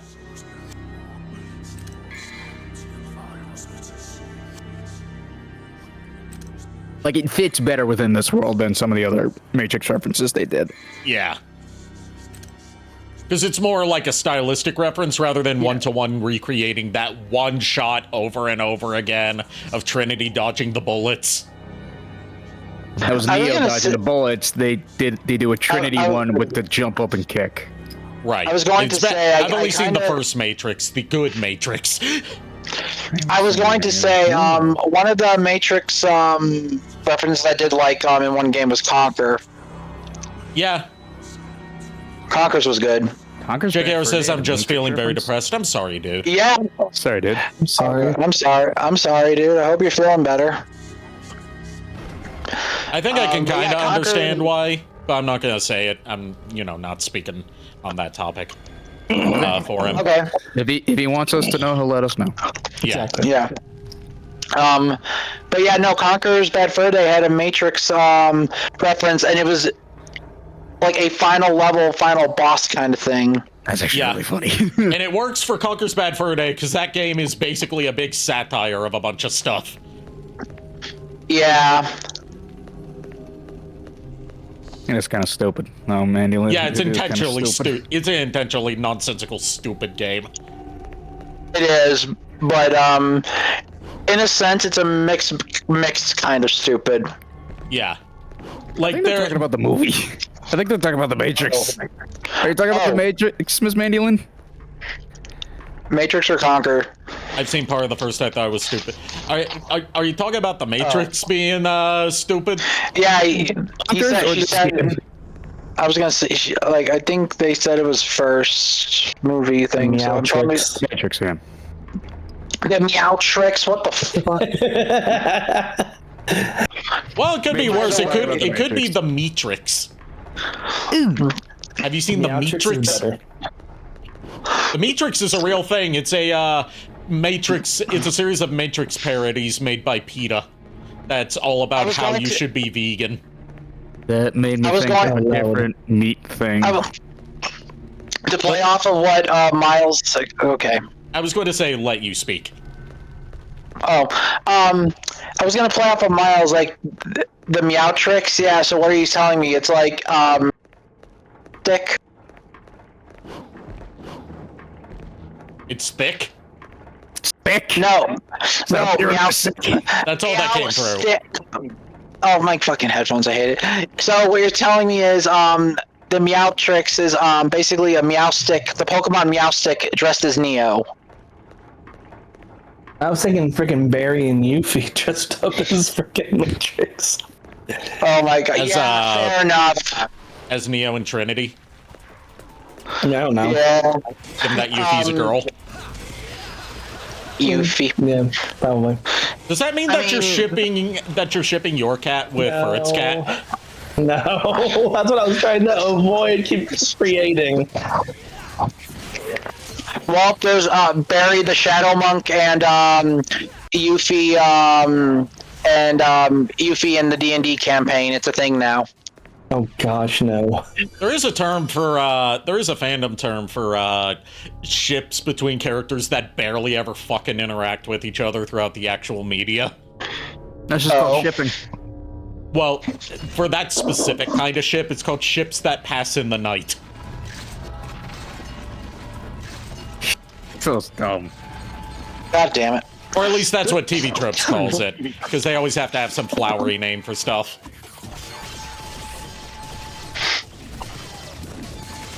But, like, one of the specific examples they give is, like, people that, like, back when Naruto was really big, people that would ship Sasuke and Hinata, not because they would make a good couple, but because they don't understand genetics and think that a child of two people with bloodline, with, like, eye-related bloodline abilities would inherit both, even though that's not how genes work. I think people just wanted them to have a child that is OP as hell and get away with it. That's what it was. And even though the creator of Naruto said, nah, that's not how it would work, they would get one or the other. Yeah, that's true. Sorry, guys, you would not get Sharingan in one eye, Byakugan in the other. Doesn't work that way.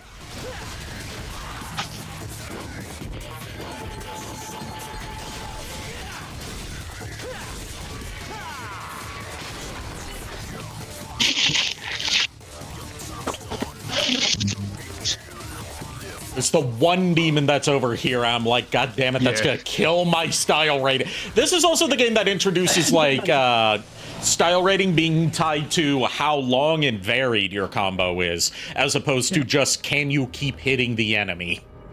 And there are also these, like, little statue things that, for each melee weapon for a style thing, you get, like, a blue orb from it. Yeah, and they There's get, one of them like, that's they're tied available, they to... really kicked my ass. They're color-coded and tied to specific weapons, and, like, they start getting, like, really strict with the combo requirements you have to do with them. Like, you really need to master all of your weapons combos in order to, please them. Yeah, one of them really kicks my ass. Fucking Beowulf. That one kicks my ass. The one that kicks my ass is the Nevin one, because I just don't know how to use Nevin. I can't understand Nevin. I really can't. It's such a cool weapon, but I can't understand It's such a cool-looking weapon, but it's, like, the most clunky-ass thing to use. I have to go to bed early tonight. Does that mean you need to get off now, or does that mean I need to tell you to get off now? It means I probably have to get off in the next, like, 30 minutes. Okay. 30 minutes to maybe an hour max. I can't be on, like after stream, I'm usually on for, like, another, like, 4 hours, because I've been off for 2 weeks. Yeah. So, I had to get up at 5, so I gotta make sure I at least get 7 hours of sleep, so I had to go to bed before. So, I had to go to bed at 11. Okay. There's a goddamn skeeter in my fucking house. There's some gnats in my house, because I live, you know, in North Carolina. They're everywhere. Gnats and skeeters are everywhere. I wanted to make a joke about, Cousin Skeeter? No. Because apparently, did you know Cousin Skeeter is part... Did you know Cousin Skeeter is partly lost media? I did not know that. It's never had an official home media release, and it's not on streaming.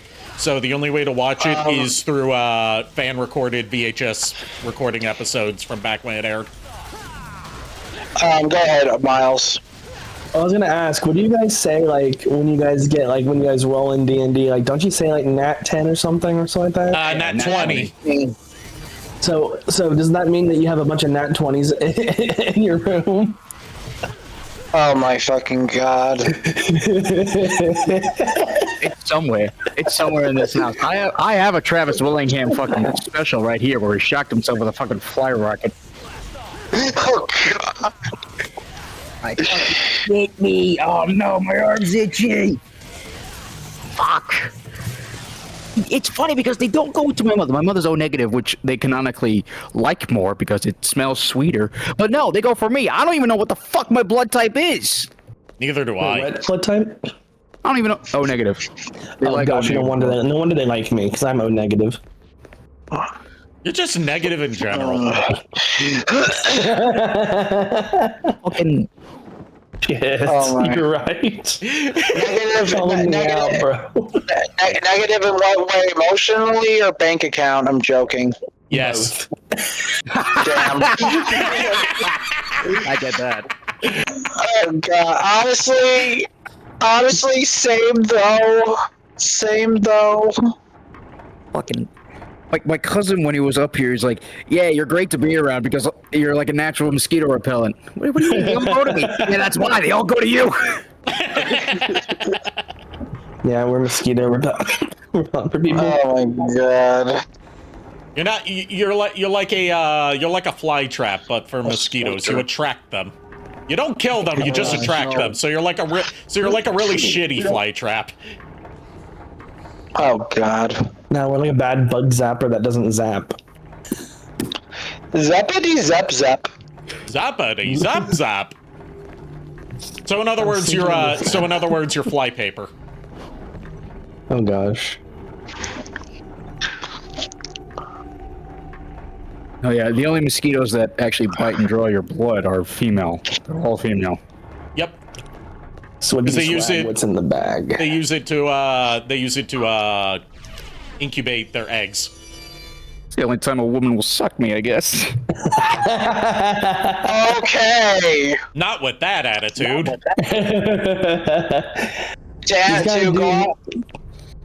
Go ahead.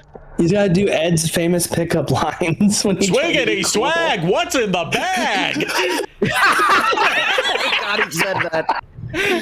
I am just gonna play off of that. Sweetie swag, what's in the bag? Clickety clackety, you're about to get a tackety. Hippity hoppity, your Yubies are my property. Fuck. My arm's already itching. Fuck. Tickety talk. Tickety talk, here comes the Glock. Hippity hoppity, abolish private property. Fucking hell. What's happening? What is happening? Shitpost, that's what's happening. Collective brain rot. I have told you I'm a cognito hazard. Yeah, which is why the psychic damage keeps stacking even when D&D is over for the week. God damn it. Yep. Skibbity skadoodle, your dick is now a noodle. Oh god. I just love how Swiggy swag what's in the bag is perfect pickup line for Ed. I have successfully Pokemon battled someone into dating me before. What? Yeah, that's one of my flexes. Me and this girl that I was into at the time and who was into me had a mock Pokemon battle over text. Like wild Pokemon encounter over text. And like, it was just like flirting with each other through exchanging Pokemon moves on each turn to see whether I could wear her down enough to catch her. And I did. Oh my lord. Oh my god. So you basically role-played a wild Pokemon encounter. Yes. Damn. And then she cheated on me with Firo. Oh. And that's how me and Firo became good friends, because we were both like, nah, she was awful. It was her? Yeah. Oh God. No, oh my gosh. Yeah, you dodged a bullet with her. Yeah, I honestly, did bro. dodge a bullet. She still owes me a sewing machine all these years later that I paid her for. She's never gonna do it though. Well, yeah, I know. I don't talk to her. I haven't talked to her in like a decade. What am I gonna? What do you expect me to do? Be like, hey, how you doing? We haven't talked in like a decade. Do you still owe me a sewing machine? Pay the fuck up. How much is the sewing machine? How much? $30. That's not bad. I know, but $30 is still $30. I mean, yeah. Principle. It's the principle. It's the principle of the thing. I paid for it. I didn't get what I paid for. Machine, that's $30. Yeah, I forgot that. I didn't know that you guys had a fake Pokemon battle, but I knew. Yeah, that's how we started dating. Motherfucking cocksucking son of it went from that, and then it led into us going to the Kiss and Motley Crue concert together as our first date. Jeez, I didn't know a lot about you back then. That was all during one summer. Jeez, I didn't know about that stuff because we never talked about it during that. Well, yeah, this was this was like second year of college where like I was getting real reclusive and going through a lot of depression stuff. Yeah, I remember that because I had to like drag myself into your. Yeah, you had to force me to go places, and I just like stopped going to class and instead hung out with you because it was like the one thing that brought me joy. And then McDonald's trips. Too. It was bent. How to get it inside my elbow too? My arm was bent. Oh my God. Very carefully. That's how. Ari, do you remember when we went to McDonald's so often for those cups? Yeah, because we went to McDonald's like every fucking day, multiple times a day, because it was within walking distance. And the cups were really cool. I wanted the cups. Well, you wanted the cups. I just wanted food. And there was that one guy who was in our anime club who was working there part-time. And like he would always berate me for not ordering sauce with my chicken nuggets. I get that. I'm not a sauce guy. You'd be like, "What? Don't you want any of our delicious sauces?" I'm like, "Nah, ketchup's fine." Ketchup's the best. I was going to say the only sauce that you need to stay away from if you ever do chicken nuggets is the honey. Like they have like a honey dipping sauce or not honey mustard. No, not honey mustard. No, a honey dipping sauce. You're kind of low on health, Ari. Just as I do. Because apparently it's not very good, and I attest to this because holy hell, why would you put honey on a chicken nugget?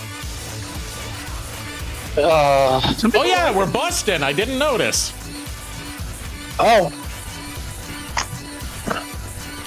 I mean, fair. Some people do like it. Sorry for the delay. Sorry for the delayed busting.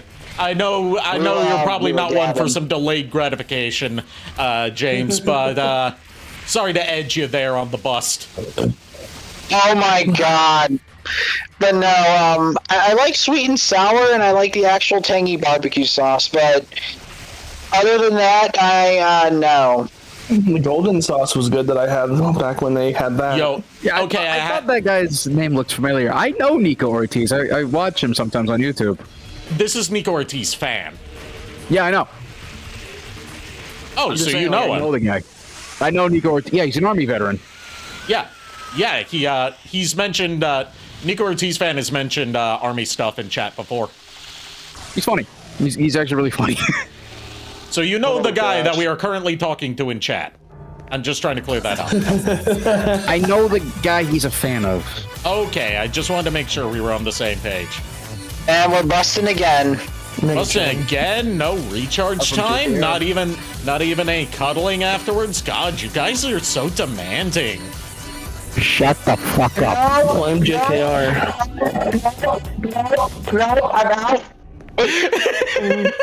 I had to say that specifically because it was JKR that redeemed it. Wait, Miss Media, McDonald's has Big Mac sauce packets now? Say what now? Yeah, they do. They do. Oh, gosh. Also, I was going to say, at least it was JKR this time and not me. Thank God. We're about to encounter an important character. Oh yeah. After we get this item, the astronomical board, which is not astronomical, it's astrological. Okay. Is it Zabumafu? No. Are we encountering Zabumafu? Damn it. No. Guy with the same chaotic energy as Zabumafu, but still. I miss Zabumafu. Zabumafu, yeah. Zabumafu was partly filmed in my state. I love when the Crab Brothers give updates on his family. Like, a new member of the Zabumafu family was just born. I was like, oh, it makes me smile. Yeah, all the scenes with the actual lemur as opposed to the puppet lemur that they use for most of the show were filmed at Duke University in North Carolina. Look at that. You were saying? Look, I was gonna say, look, at least it's also like Punch the Monkey. Punch. Everyone loves Punch. No, what about Mudang? I know. I'm making jokes about Zabumafu. What about Mudang? Eh. Chibidoki loves Mudang so much that she skinned her and made an outfit out of her. Forgot about that. I'm fucking sorry. Chibidoki got a little outfit commission that's like a little onesie of Mudang. She was, and when she debuted it, she was like, Mudang, Mudang, Mudang. I did have to skin her to make this. Mudang. Okay. I was just like, a sentence. Like, what are you talking about? Oh no. It's Chibidoki. It's never going to end well. Never makes sense. It never does. She's an actual Chaos Gremlin. I know. She's like the one person who's more of a cognito hazard than me. Yeah. Red. Ari here has like literally hammered a lot of information of many VTubers into my skull. I've also affected the way you speak. I've noticed that you've picked up the word intrigueway from me. Yeah, it means intrigued. It's intrigued, pronounced incorrectly. Yeah, I'm not saying that. Yeah. You look like you're corrupting me slowly, Ari. God damn it. The only word I do say wrong is poop, because I say pull up. Like, I don't think I pull up.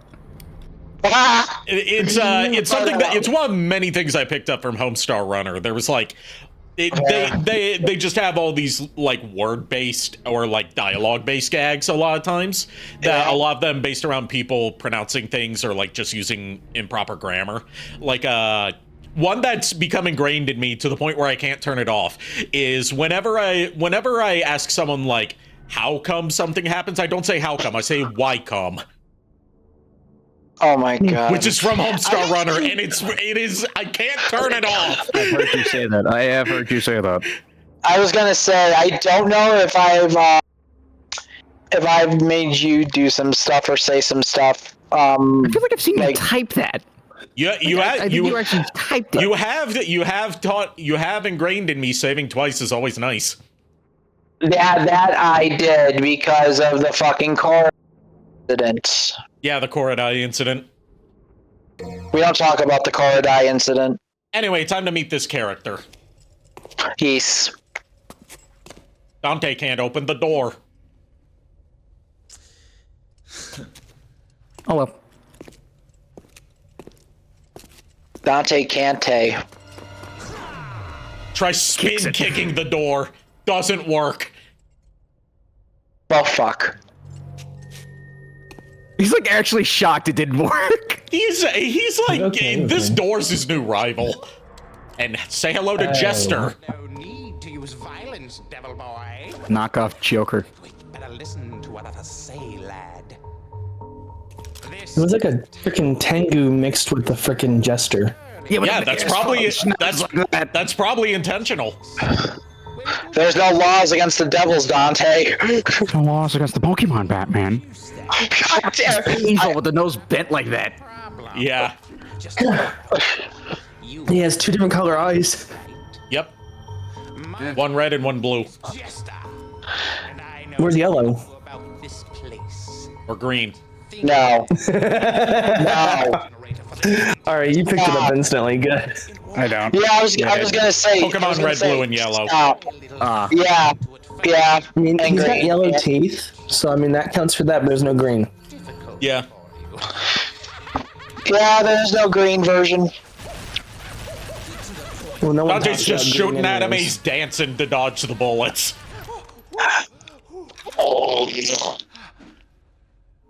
I mean, fair. To be my partner. May I have this dance, my lady? He's intentionally trying to piss off Dante enough to hit him just so he can teleport out of the way, Did he make him just hit fucking the, say and, wait, and make him wait, hit wait, the did he switch just- that opens the door. I was going to say, did he just fucking say milady? Oh god, no. Yes. Yes. I fucking hate him already. He's fucking hate him. supposed to be a guy you hate. He's supposed to be annoying. No, the moment he said milady, I'm like, no. He said, No. "May I have this dance, milady?" Oh, he sounds like Nigel Thornberry. Okay, so what you're saying this guy is missing a fedora? One. Okay, I got you.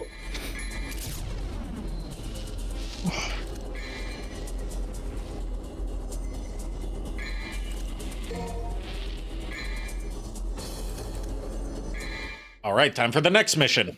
Mission 5 of Devils and Swords. Unleash your might on the demonic gatekeepers. Where we get my favorite weapons in this game.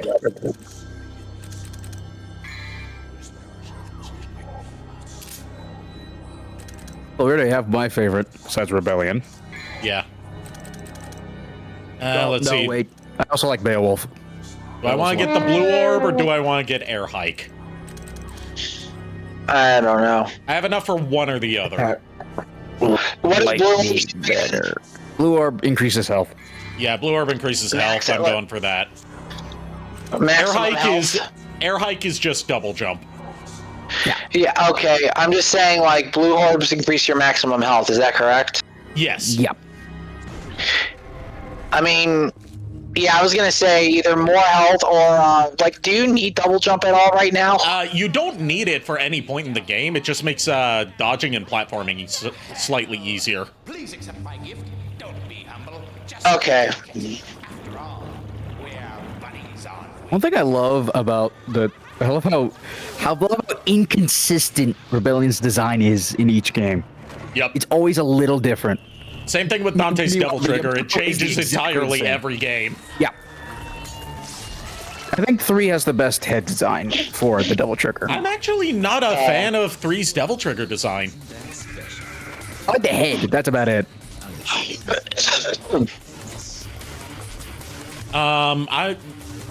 I've never gotten a good look at 4's Devil Trigger design. 5 is, an easy go-to because it's got a more coherent design. It's the same, just different colors. Just Yeah. slightly different colors. That's Yeah, it's the got more difference. of like a dragon theming going on. Yeah. Well, threes has the dragon designing too. It's just because of the rendering, it's not super great. Yeah. The limitations at the time, it's not as obvious. It's one of those things that comes across better in concept art than it does in game. Yes, very much. Also, does. with how wildly its design changes depending on what weapon you're using. Yeah, that always was weird to me. It's cool design wise, but like that's so much work.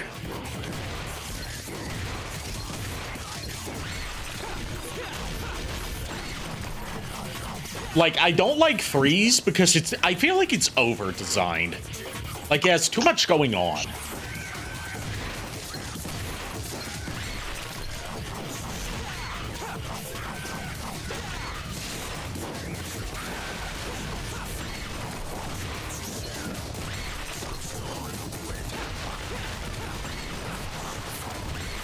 I just noticed there's a 5 on the wall. Yeah, that was from the previous cutscene. That's what I thought. I thought they would have gotten rid of it, but it's still there. Nope, those are actually a lot of these cutscenes are in engine, so they're actually there in the environment.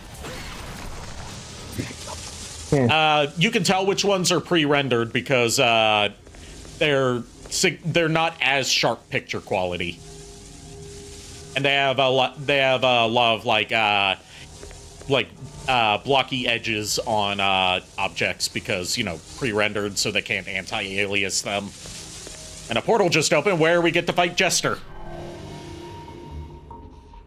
Welcome to hell. My name.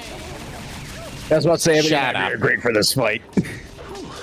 Yeah, Ebony and Ivory are great for all the Jester fights. Mm-hmm. I really just like Cerberus just because of how fast it is, especially in Devil Trigger. Yeah, it's a Cerberus great... is like the fastest in this game. Yeah, it's a great early game weapon at the very least. Like, I use it a lot throughout my playthroughs, but the weapon we get in this stage becomes like my primary one over Rebellion. Dance, Jester, dance. Dance, you clown fucker, dance. Also, when I can't remember who said knockoff Joker, but keep in mind, there's also a character in this game named Arkham. Yep. This is 100% a Batman reference. Yeah, it 100% is. There's also like an achievement that is in a Batman reference. Yeah. Found a Batman reference the other day in another game that made me laugh. But I don't want to go into details about it in case Ari plays it. Well, what game is it? Honkai. Okay. It's related to the new content drop that dropped a little bit ago with the new characters. Okay. And actually, you may want to go back to it. They're dropping a new, and this isn't a spoiler, they're dropping a new Himiko. That means nothing to me because I don't know who Himiko is. The redhead from the... Oh, yeah, the one that I liked, yeah. Yeah, they're dropping a new version of her. Okay. I don't have the money to spend on gacha. She's got a giant neck. I don't have the money to spend on gacha, so... There's a lot of stuff you can do in the game. Like, just playing it will get you enough to pull for Himiko for free. Okay, Miles. To be real with you, you're the one with the insane pulls. I'm not. Oh no, you'll hit pity and over pity and get her for free. I've gotten pity on Zenless Zone Zero before just to get the wrong S class. I mean, I've had that happen a few times recently. What I'm saying is you're the one who has the insane pulls with anything that's like gacha or trading card related. I have shit luck when it comes to that. Basically, Miles is dropping subtle hints. Please play Honkai Star Rail. Please, I don't want to be alone. Please, I can't be the only one with a cable to get the kid. I need someone to talk to about it, so I'm not talking to nobody. Look, Miles, if I had my vision, I would jump on that game in a heartbeat just to play with you, my dude. Thank you, If I could. But unfortunately, I can't. One day you will. One day you will. Like, I'm just hoping. I keep having to... Sorry. I was going to say, hopefully one day when I get my vision back, Pokemon Unite is still around and I can play that with you, too. Mm-hmm. Because I'm obsessed with the Unite. I keep having to say this to not just Miles, but to a lot of people when it comes to people being like, oh, you should play such and such, like Zenless Zone Zero or Honkai Star Rail or Genshin or whatever. I'm like, I'm just not into gacha games all that much.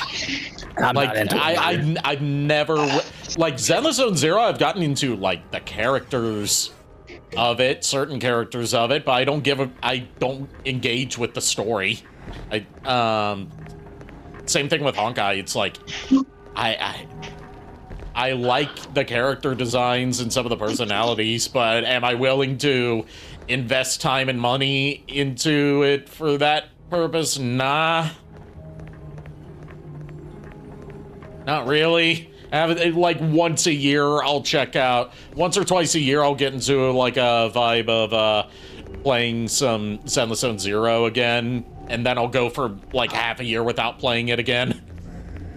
Yeah, I played L-Sword since I played this game called L-Sword since I think 2010, 2011, or whenever Lord Knight came out first, and I spent $200 trying to pull an Archangel outfit because that outfit's rare or whatever.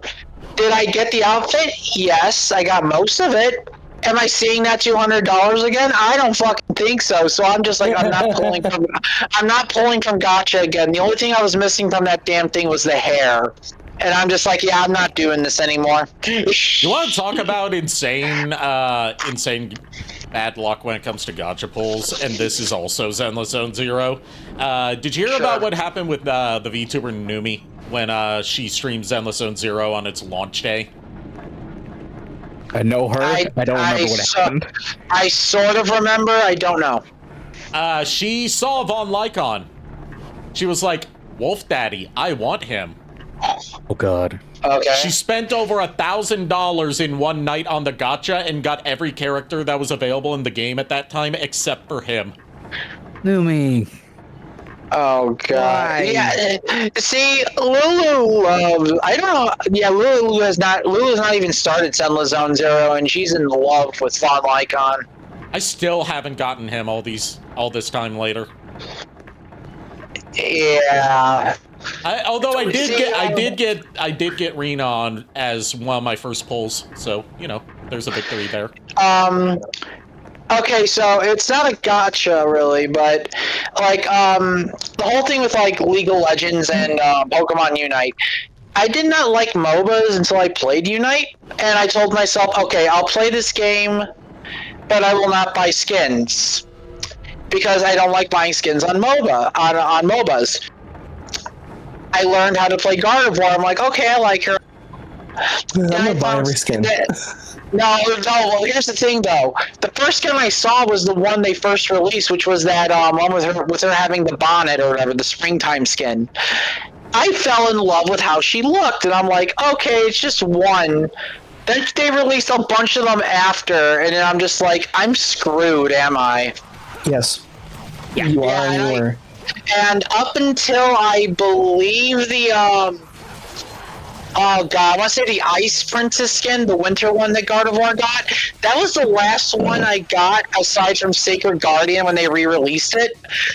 And I'm like, my girl's got too many skins. I can't. My wallet is crying. Dude. You always say, it's always...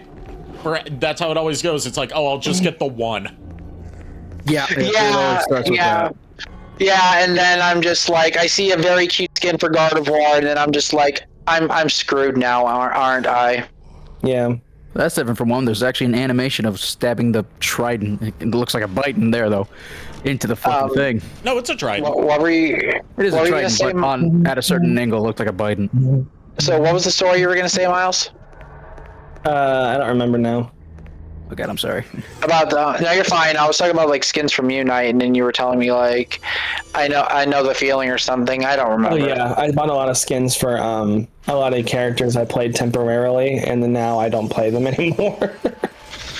Oh, God, yeah. Oh, God. I got the Night Charizard outfit because I thought it looked cool, and Charizard was one of my mains, back before Flamethrower and Fire Spin got nerfed. Yeah. I think it still works on the Mega Charizard, though. I mean, yeah, it does, because the Mega Evolutions have not been, like, nerfed to hell and back. Yeah. Anyway, so I'm assuming you're doing style things? I'm fighting enemies, yeah. Yeah. Okay. Yeah, just, you know, a lot of this game is, like, exploring new areas of the tower as they unlock to get items that you need to progress to new areas in the tower, so on and so forth, until you reach climactic battles. So basically it's like a, sort of like a Metroidvania in a way. Not really, because it's entirely linear. There's no, like, real sequence breaking you can do. Okay. I mean, technically, you do not need you don't need it to be to have sequence breaks to count as a Metroidvania. Yeah, but also, like, when I think of Metroidvanias, I think about like more open-ended exploration where there's like multiple routes you can go through, and then there's like, oh, I can't go here, I can't go here. This is the right way to go down, but I can come back here later. That it's not really like that in Devil May Cry games. It's more so like there is just the one route that it funnels you down. But in Devil May Cry 1 and especially Devil May Cry 3, since they're both set in one central location, you'll be seeing new areas of that one location as you progress. Okay, because the reason why I said that was because you by word almost, you described a Metroidvania to me, or at least in my head. A Metroidvania Devil May Cry would be...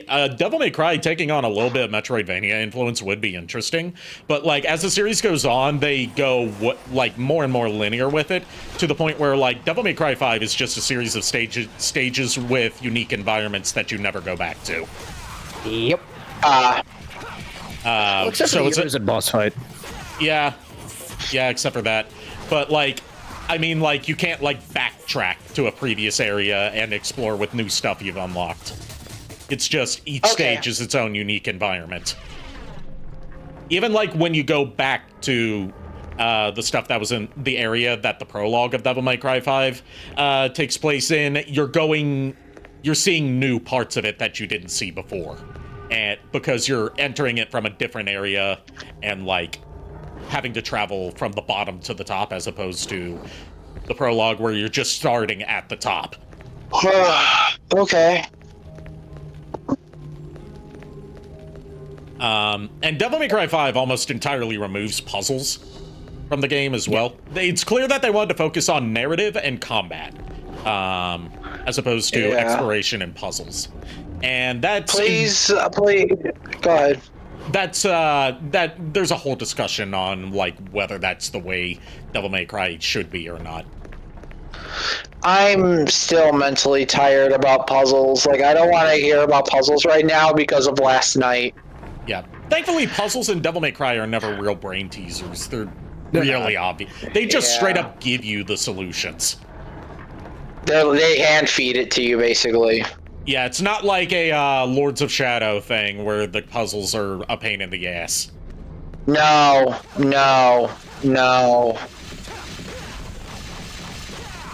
Look, I love Castlevania, but Lords of Shadow is my least favorite timeline. At the very least, it has a definitive end. At least. Like, it's done. They're not going back to it. Look, original Castlevania technically has a definitive end. Unfortunately, it depends if you count Kid Dracula or not. Yeah.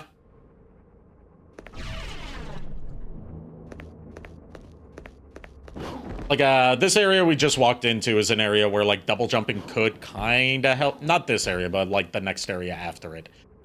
Is an area where double jumping could kind of help because there's, like, some little goodies you can grab up there that, are easier to get with the double jump. Oh boy, secret mission. Untouchable. Defeat all enemies while taking no damage. I do not do secret missions often in Devil May Cry 1 because some of them are pretty bullshit, and 2, because I don't know where most of them are. I usually find them by accident. Basically go flawless. Yeah, you have to go flawless.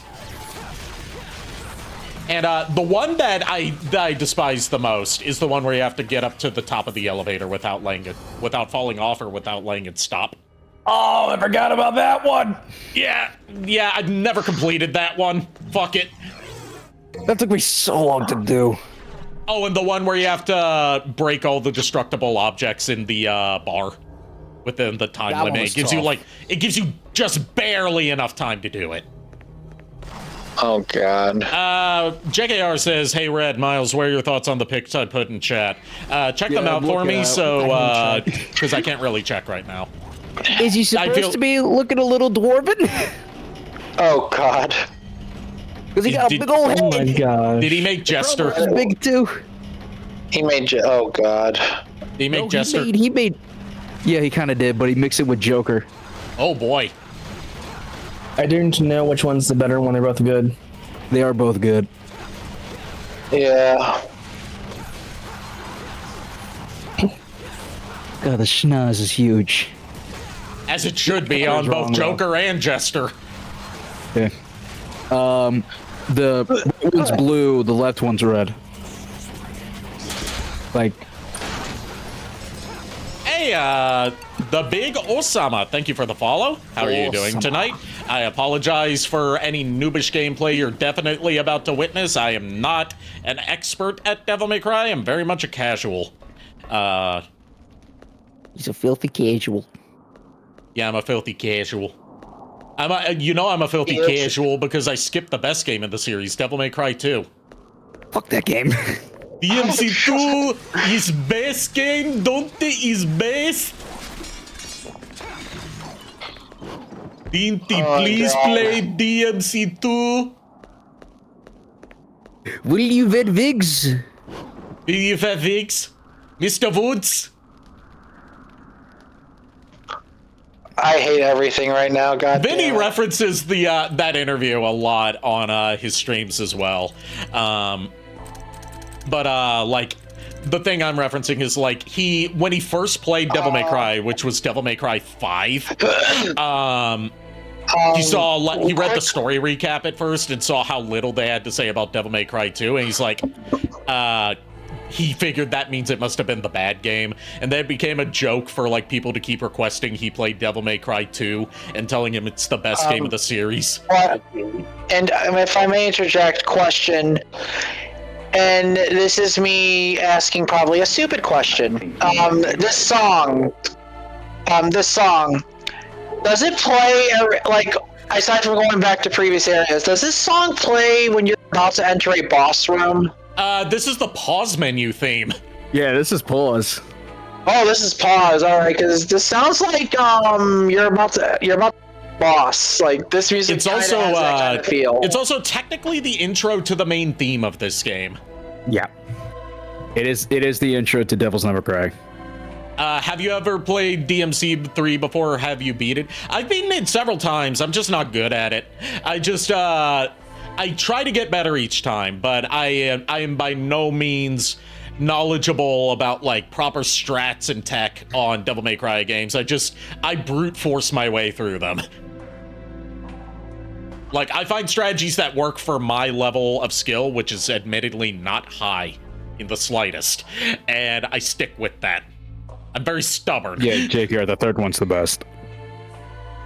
Hey, Devil's Never Cries this game's main theme song.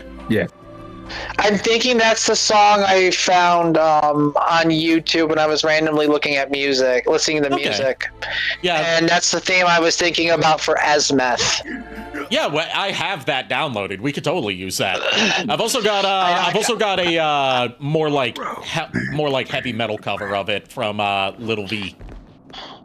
Yeah, like I said, I need to actually hear it to make sure I can confirm it, but originally I did not know if there was a copyright problem with it or not, and I really wanted to use it because there was Final Fantasy XIV music I want to use, and unfortunately that gets copyrighted to hell and back. Capcom's real lax about their songs being used on YouTube.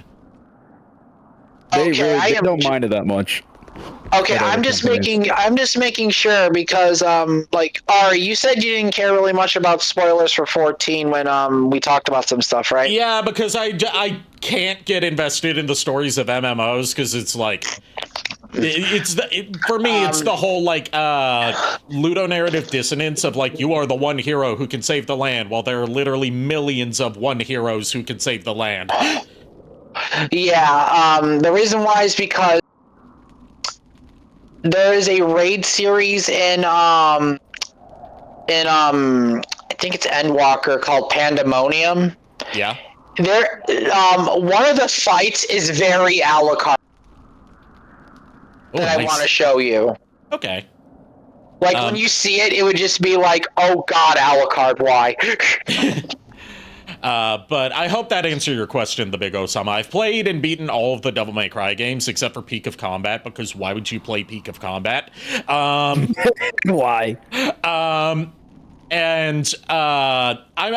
I've been a fan for a while, but I didn't really get into it until, like, I didn't play through the whole series up until the lead up to Devil May Cry 5. I've never. I only played Devil May Cry 4 and lost interest. I am a complete Devil May Cry noob. Lore actually playing the game.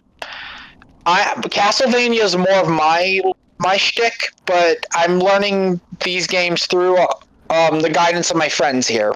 Well, now, Yes, what's the favorite boss? That's what he's also asking.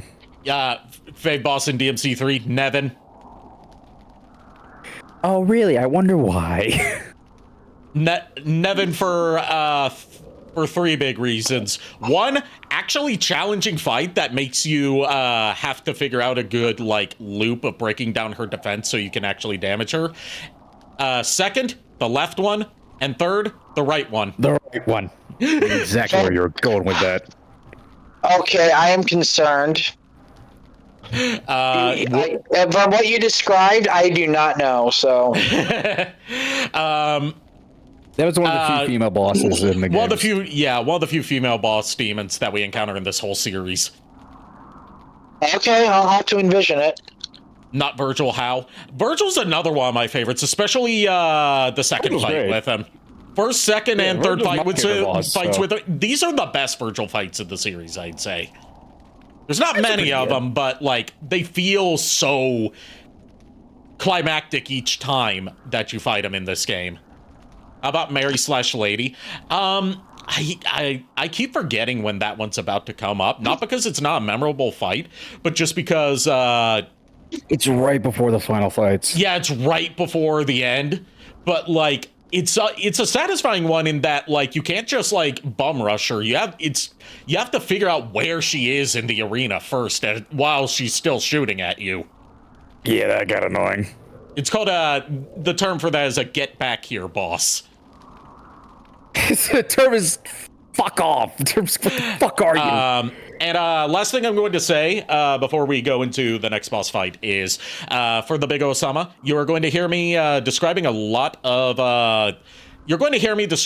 what's going on screen. That's because Nico Belmont's here, best friend of mine, co-commentator on almost all my streams, is blind.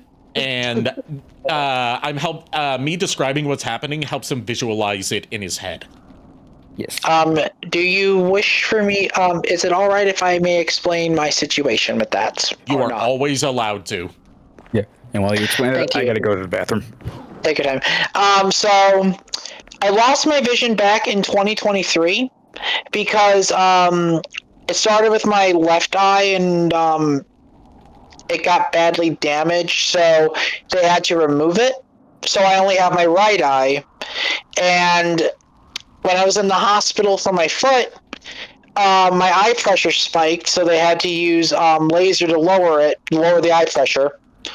And due to my type 1 diabetes and going into a very low, when I came to, my vision fractured, and it started to slowly fog over from left to right. So now my vision is to the point where I cannot details, and there is a permanent fog that makes everything look invisible or shadow. And because of that, I've had a lot of problems. My lovely wife Lulu, awesome VTuber, definitely check her out when you can. Yes.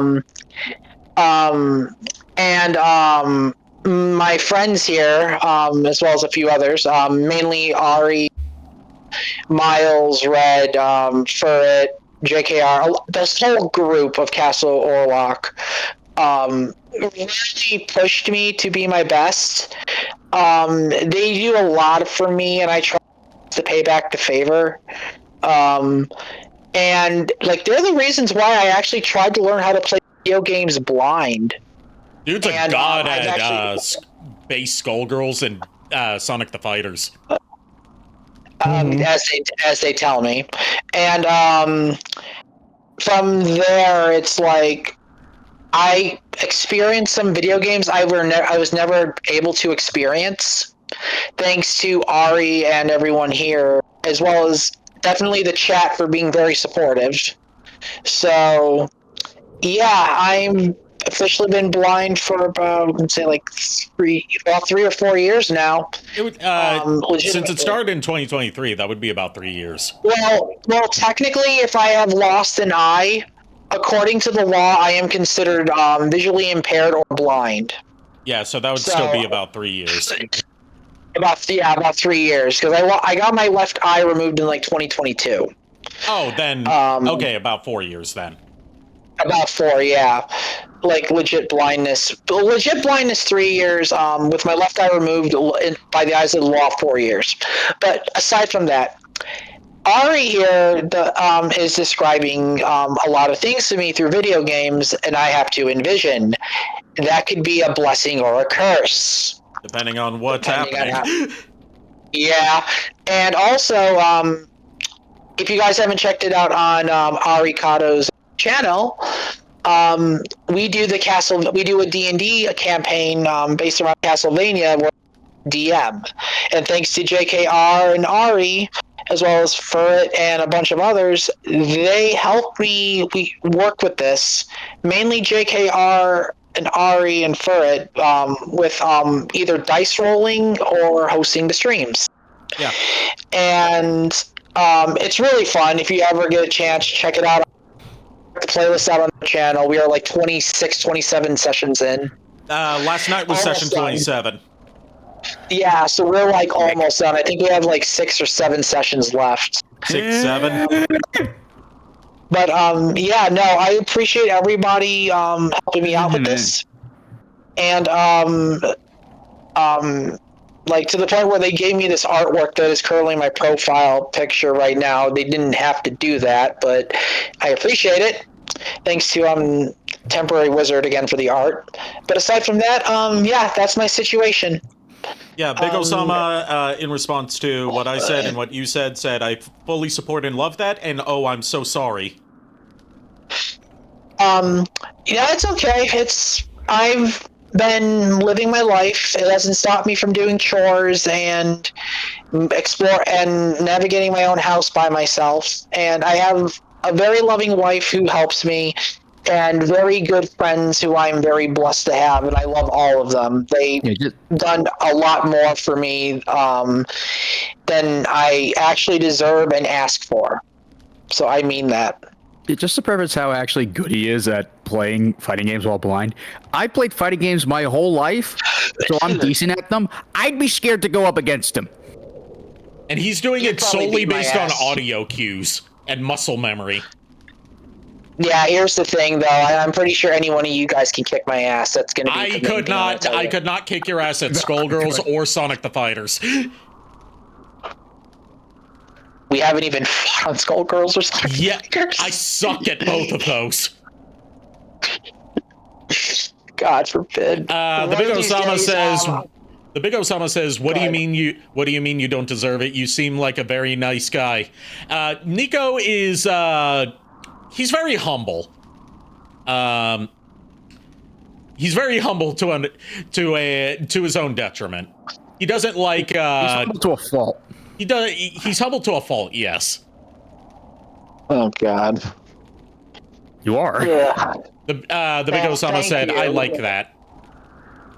Well, I appreciate it, and definitely one of these days for a stream, I definitely would like to actually test my skills against both Ari and anyone else in fighting games, because I want to get better at it. And aside from playing computer players, I want to fight other people because it improves my skills. I mean, Ari, you were around with JKR when you saw me play online with people on Soul Calibur 5. Yeah, I saw part of that. Yeah, part of that. And I actually beat somebody who wasn't a friend. And somehow I won. Yeah, I also want to say if you notice Nico cutting out every now and then, that's because he does have internet at the moment, so he's having to do this on his phone. Yeah, Comcast is a rude bitch. Comcast is a bitch, and Discord is a nightmare. How long until you get it back, Nico? Any idea? Hopefully end of the month, because my family has a mortgage they have to deal with, and if we miss one, we're basically losing our house. Jeez. So it's a matter of planning this out. Gotcha. The big Osama says, "Big love, brother," and JKR says, "How about a race, Nico?" A race, huh? And Iron says, Depends "Nico, on if you where- got it, would you be? I would be willing to volunteer with Super Smash Bros. Ultimate if platform fighters are a possibility." See, here's the thing. I am very curious about that, and I want to experiment with that because the problem with blind gaming is, one, I need to rely on my audio cues, but another issue is platform-based combat. And there have been many people who are blind who were able to play Smash Brothers. Like, I know a few people. And they got crazy good. But I'm willing to experiment with any and all fighting games because I want to test out new things. So it's like recently I've been playing a lot of Guilty Gear blind, and I've sort of picked up on it. Then again, Strive is wonky. Anyway, sorry, I went on the massive tangent. No. DMC. There was a lot to explain to our newest follower. So you did a good job of getting them caught up. Big Osama, if I may ask, what pronouns do you use so I can make sure I'm referring to you properly? Yep. And if you're at all wondering what mine are, because you hear the deep manly voice with the voluptuous character model, mine are whatever's funniest at the moment. Oh god. Also, one other thing. So the answer to your question is yes. Yes. The Gardevoir picture I have also. I will say this: I am a huge Gardevoir fan. I legitimately find the Pokemon awesome to use in battle, and she's just adorable. Like, must protect. Call me him, her. I'm not offended at all. Okay. Just wanted to make sure, because since I can't hear your voice just reading through text, and Osama, I'm not sure what I'm not too fluent in Japanese. I'm more fluent in French than I am in Japanese, and I've lost most of my French. King. Osama is king. Okay, so I'll. Okay. Osama is queen, I think. Okay. Anyway, Agni and Rudra. Yeah, let's deal with this. Yes. My favorite boss fight. There's like no bad boss fights in this game except for maybe Gary. Not really, no. I just love their fight. Enough with the sauce! See that? We must entertain our guest. You're right. We have to be gracious hosts. What should we do? How do I know? We need to come up with something. Brother, our guest is sighing. Sigh? What is sigh? Well, a sigh is when... Enough already! How long Are these guys numbskulls? Yes. Yes. They are talking swords with bodies that hold them. Wants to go through. They're technically the only devil arm that doesn't die for Dante to use. Yeah, he just gets them to stop talking. He just makes them shut up. Oh god. The voices, like how they're been, like the effects remind me of Digimon Frontier with Cerber and Mon Mom. Remember, son? Hey, do Yeah. first. Oh god. They remind me of the abridged episode of Sonic X Abridged we watched earlier, the Deco and Boko. Yeah, Deco and That is Boko. what, yeah.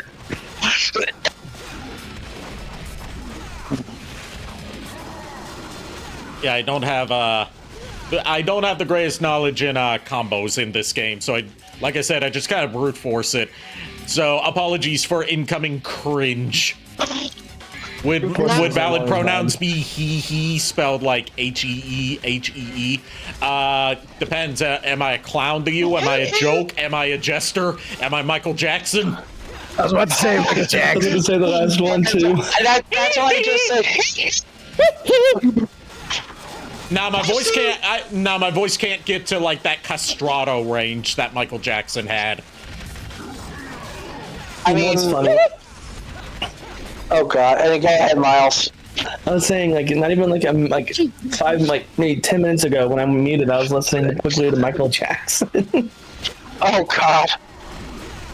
My sister sent me a video, that's why I had to watch it real quick. Yeah. Yeah, I'm gonna restart that because I entered there with low health. Yeah, that kind of spells problems.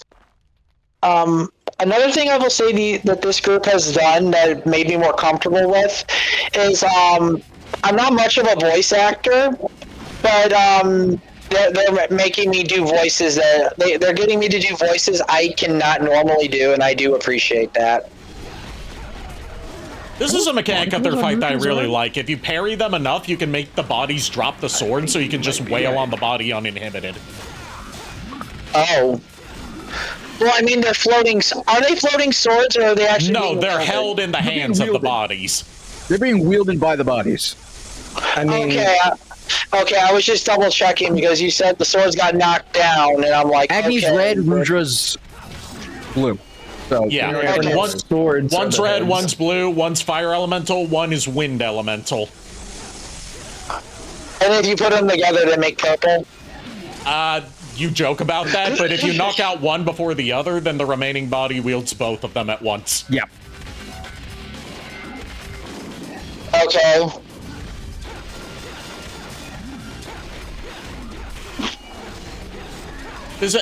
Whenever I fight Agni and Rudra, I use Cerberus for the fight, just because Cerberus is so good at parrying them, because it hits so fast. it definitely does. Yeah. I try to go lower accurate and I just stick with fucking. I stick with the rebellion. That was the. This made the game not. This made the fight not as fun. I just beat both of them before they could go into their second phase. I did. Oh no! Oh wow! Somebody summoned head pats. Yeah. The big Osama did. Oh, nice. Thank you for the head pat. Kind of like Muppet mouths. Yeah, they just open. They just go up and down. My name is Rudra. You shall take us with you. Okay, I love them. Okay, I love them now. They God kind of damn look it. like the guys in the balconies. Yeah, they're kind of Statler and Waldorf. Oh god. They look like something else. They look like putties from Power Rangers. Yeah, they do. They do. He's like, okay, I'll take you on along with me. Just shut up. Shut up.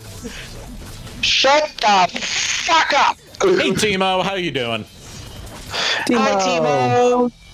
Hello. How are you? How are you, Timo? No. It's their heads together. And now they shut up for the rest of the game. Doing good, just got back from game. Oh, how was game night? How was game? Regale us with your adventure. Because last night was... them, aren't you? Because last night was, last night I kind of wore my players out, but they wore me out even worse because 5 level 15s versus a level 18. Nico had it out for me last night.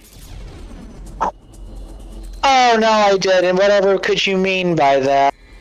Oh yeah, so putting me in an enclosed space that no one else could get into and that I couldn't get out of, where we were basically locked into one-on-one close range combat while everyone else is off outside the barrier. Yeah, you totally didn't have it out for me. You also used command to pull me right up to you.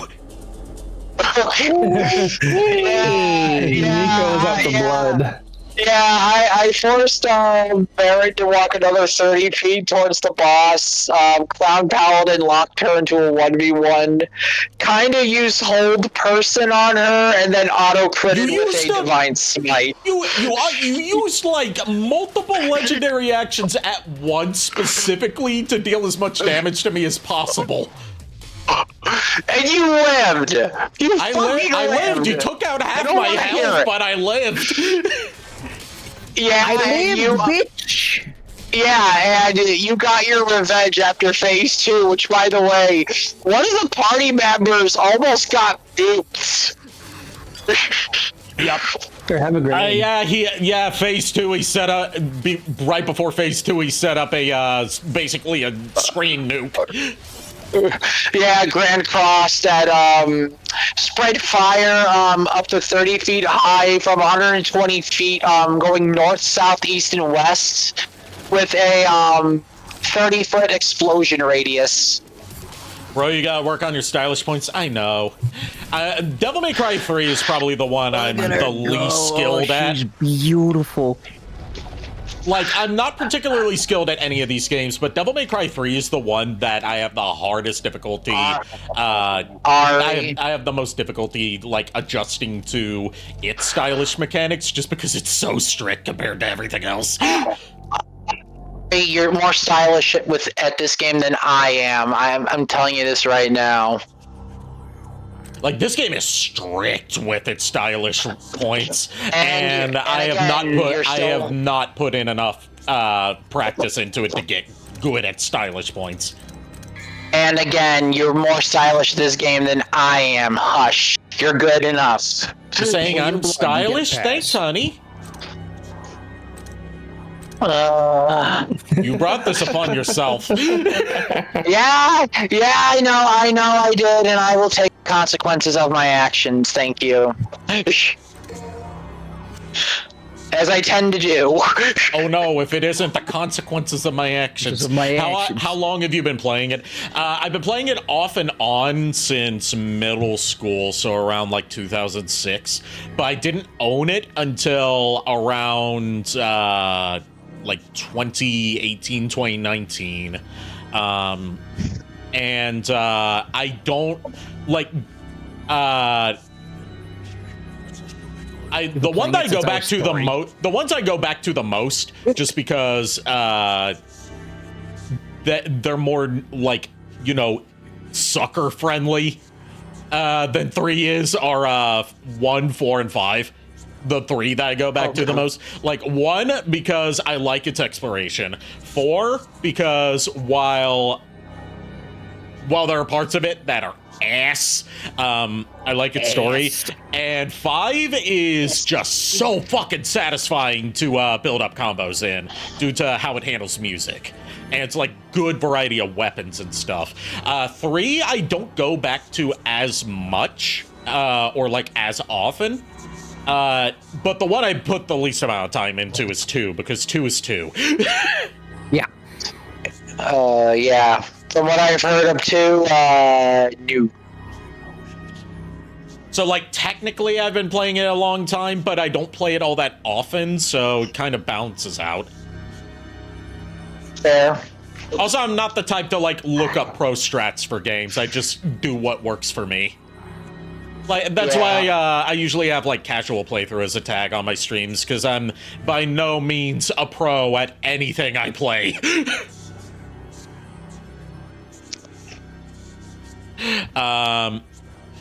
Yeah, 2 is bad. Yeah, 2 is bad. That's why the council here voted unanimously that we skip 2 as part of this retrospective and just go straight to 3.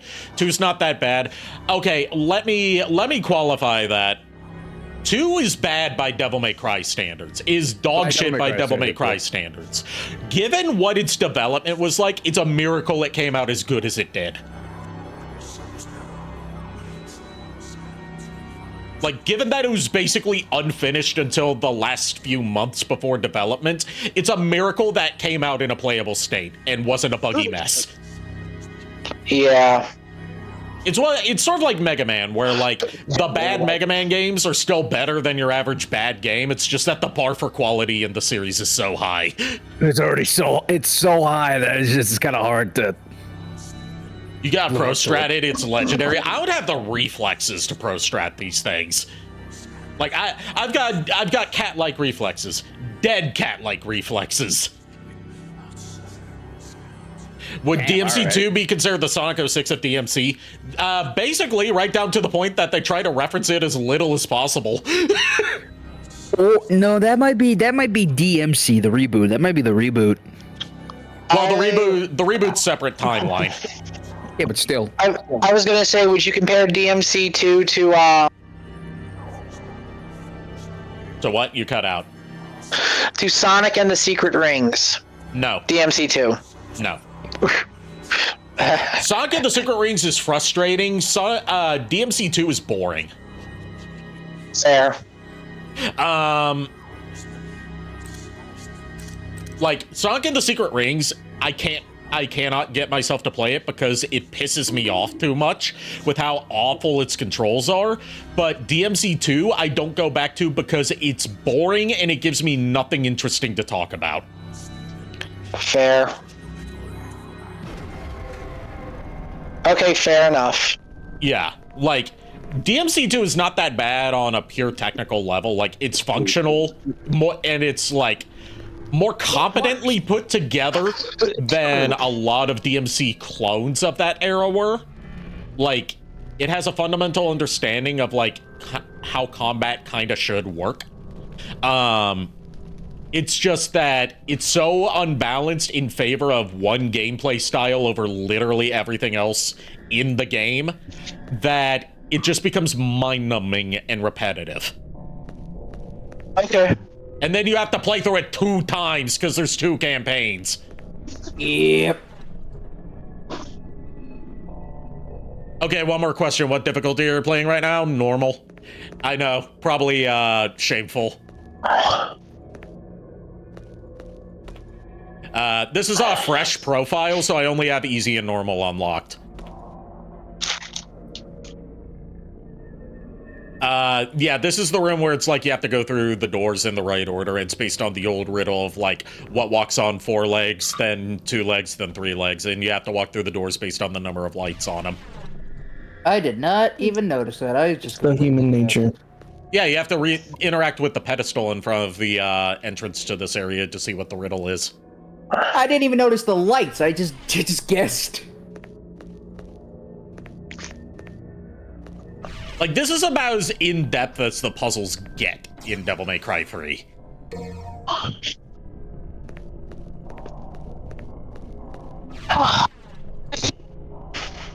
You don't have to do that one, you know? I know, but I like getting all the weapons in as many Devil May Cry games as I can. I know all you really get for completing all 3 of these challenges is like an extra weapon that's not very good.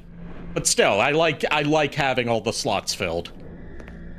You like collect. You basically like to collect. It's the side of me that grew up playing Spyro and Crash. It's like I don't like seeing a weapon slot empty. Nico's right.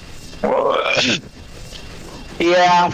Look. You're experiencing DK64 as well, but you're not going for all those. Yeah, because just like if I ever stream Crash Bandicoot 4, it's about time. I'm not doing 106% completion on that because it asks too much. Yeah, there's completion, and then there's Crash 4, and then there's Crash 4. Yeah, Crash 4 is like the only thing it doesn't ask you to do for 100% completion is to beat the developer time trials. Like, you don't have to get the developer times for 106% completion. That part's just bragging rights. You still have to get the first place rewards for time trials on every single level 2 times over because you have to do both regular and inverted versions in order to get 106% completion, and all it gets you is a 20-second cutscene for a sequel that didn't happen. Oh, fuck that. And that's still not even enough because you still have to get the perfect relics, which means you have to beat every stage, which means beating them twice over because there's regular and inverted versions. You have to beat every stage while breaking every box in the stage, a lot of which are hidden in some of the most dog shit locations that blend in with the environment due to the color palette of the game and the overall design just not making the boxes stick out from the background. And some of them are just off camera, so you have to know they're there. While not dying through these stages that can sometimes go up for like 5 minutes or more, sometimes up to 10 minutes or more, without dying a single time in every single stage. So in other words, the anger is real. It demands perfection of you, and the reward's not good enough. Yep. Yeah, like there are games that are just like, oh, cool, 100%, and then there are games that are 100%. Hasn't happened yet. Give it time. Yeah, now that we're finally getting Spyro 4, once again from Toys for Bob, who also developed Crash 4, that opens the possibility for a Crash 5. From Toys for Bob, but at the same time, I'm like, okay, Toys for Bob are the ones developing Spyro 4, and that has me kind of afraid, because I'm like, oh god, are they gonna make 100% completion a Nightmare 2? Oh god. I will say this. I was happy that you got to experience Hidden Mansion. Yeah, PAL Hidden Mansion especially. Because regular Hidden Mansion's not really anything to write home about. PAL Hidden Mansion is interesting, even if it did finally break me at a certain point. Yeah, hold on. Lulu has a question for group. Yes? Sorry to interrupt. Hi, guys. How's it go? It's going good. Sorry, guys. Quick question. Do you guys know any artists that color like an existing picture already? No. The artist that's in, well, there's Timo's an artist. I guess I could ask Timo because, like, the situation is that which I want you all be careful about on Twitter or X, I should say. Be careful because there's people. I call it Twitter. Well, whatever. Or you call it X. Yeah, I still call it Twitter, even though the new name is X. But when I got free sketches and everything from these art raffles and everything, they try to pressure. They give you their sketch, even though there's ones that it was incomplete or they didn't do it right, and then they try to pressure you to get a color for a fee. And that's happened to me about 3 times already. Lulu, so I love you like family. Yeah. You need to stop doing those on Twitter because that keeps happening to you. Well, it's just I know, but it stops being a coincidence and starts becoming a pattern. I know, and I know, but I do still have the fan art. I just want that one to be I just wanted to get colored, and I didn't want to be pressured by them.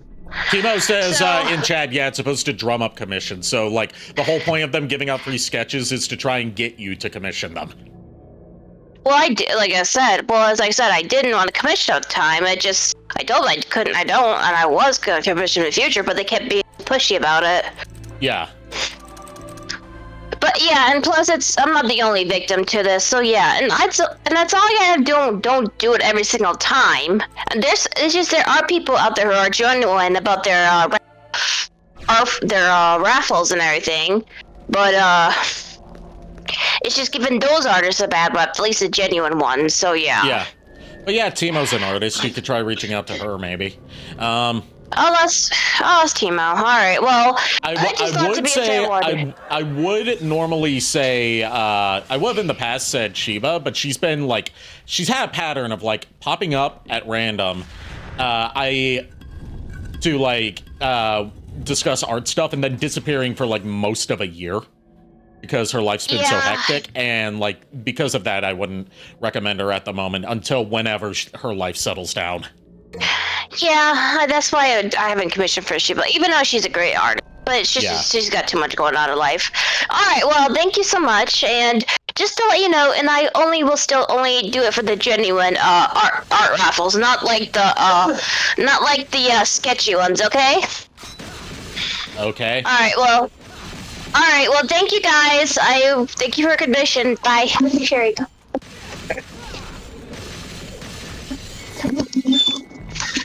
And I am back. Welcome back. Thank you. Sorry. That was our regularly scheduled Lulu break. Yep, that is my lovely wife Lulu. Love her to death. Are you guys they're engaged, but they haven't officially had the ceremony yet. Yeah. Here's the thing: we don't have the marriage certificate signed that's the thing, but we've been together 19 years, and actually, August 3rd is our 20th anniversary. So 2 decades. We got together August 3rd, 2006. Yeah, they're married in everything but like paperwork.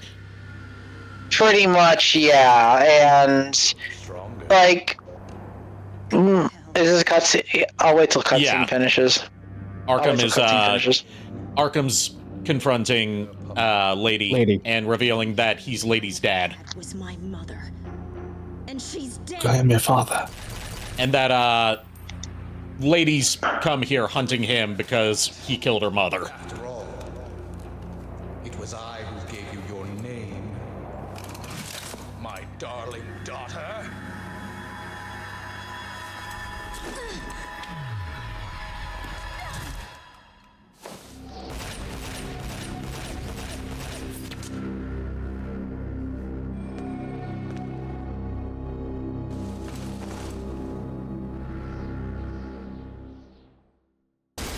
And that's the end of the stage. Lady. Lady's got a big fuck-off bazooka on her back that has a bayonet on the front. Yeah. Oh, God.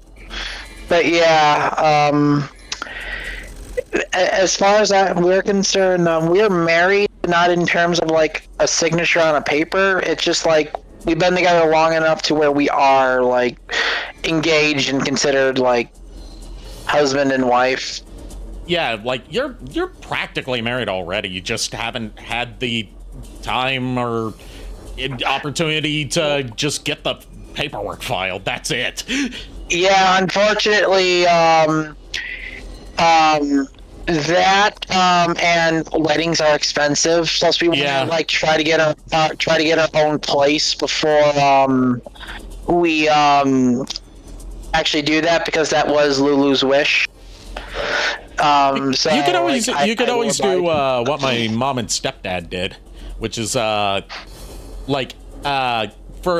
the formality of it, you know, just get the legal stuff done, you know, have like a quick cheap ceremony at the courthouse just to get that out of the way, and then later down the line have like, when you have the money and the reservations for it, do like a vow renewal that acts as your like full wedding ceremony. Yeah, the problem with that also is being on SSI, that is also another thing I gotta be careful with, because unfortunately, according to the law, when we get married, officially legally, underneath the paperwork at least, they can take SSI away or garnish it. Yeah, that's one of the things that sucks about SSI, is that they basically try to force you to never get married, because it's like, oh, if you're married, then you don't need government assistance anymore, because it somehow means that your disability is no longer affecting you. Yeah, and as of right now with our situation, it's just good enough right now, because again, like, I can't really work because of a lot of the problems I have. So unfortunately, I'm kind of SOL, I'm homebound. And like, Lulu is trying to go, so it's just easier this way, because at least that way we're able to like sustain ourselves. Yeah.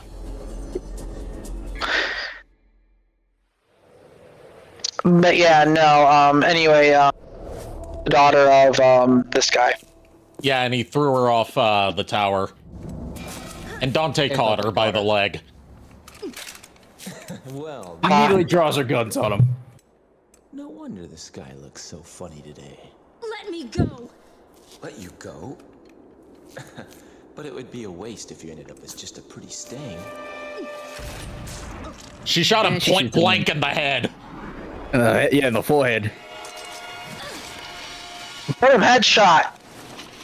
And she caught herself by digging her bazooka's bayonet into the wall. Yeah, Kalina Ann, which is the name of the gun. And her mother. And she shot him again. In the same spot, too. She's got good accuracy. Whatever. Do as you please.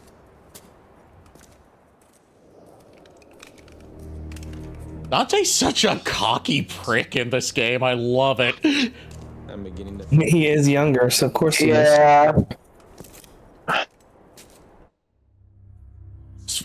He like flicks some blood onto the wall in the background and it forms into a 7 for mission 7. I'm gonna head off because I gotta go get some sleep. So I'll see you. Yeah, you've already been on here longer than you were supposed to be, Miles. Yeah, I got distracted by things. Yeah. I will see y'all tomorrow. Okay.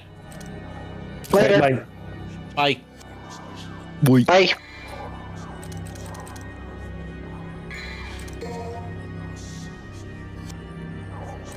Yeah, let's get ready for mission 7 where we get our first fight against Virgil. Okay. This acts as the climax of the first act of the game. Yeah. This is the first of the Devil May Cry games to have like a proper 3-act structure. Whereas the others just kind of happen. Like the ones before just kind of happen. So I'm assuming then, with how the chapters go, and this is me just guessing, if I'm wrong, I'm wrong. Virgil boss fight is every 7 chapters, like 7, 14, 21. They don't break it up at specific like numerical increments, I think. It's just more where it would fit in the story. In the story, yeah. I was just guessing because a lot of Capcom games have like reference chains and everything, so it's like... Yeah, I'm saying that mostly because I can't remember exactly what chapters you fight him on, like what numbered chapters. So, like, it might be spread out that way, and I just haven't noticed. I'm just curious. I was just guessing. Yeah, we'll see. We'll see. Oh, no. Okay, stay in the air for 20 seconds or more. I might be able to do this one. Okay, I still can't get over the fact that just sounds like the, that just sounds like the door opening in Symphony of the Night. I'm sorry, I just can't unhear it. Oh, it's what? Stay in the air for 20 seconds or more with these kind of enemies? Nah. Nah. With enemies that it's not like the Bayonetta challenges where it's like, oh, they're airborne enemies. Nah, these are just your regular mooks.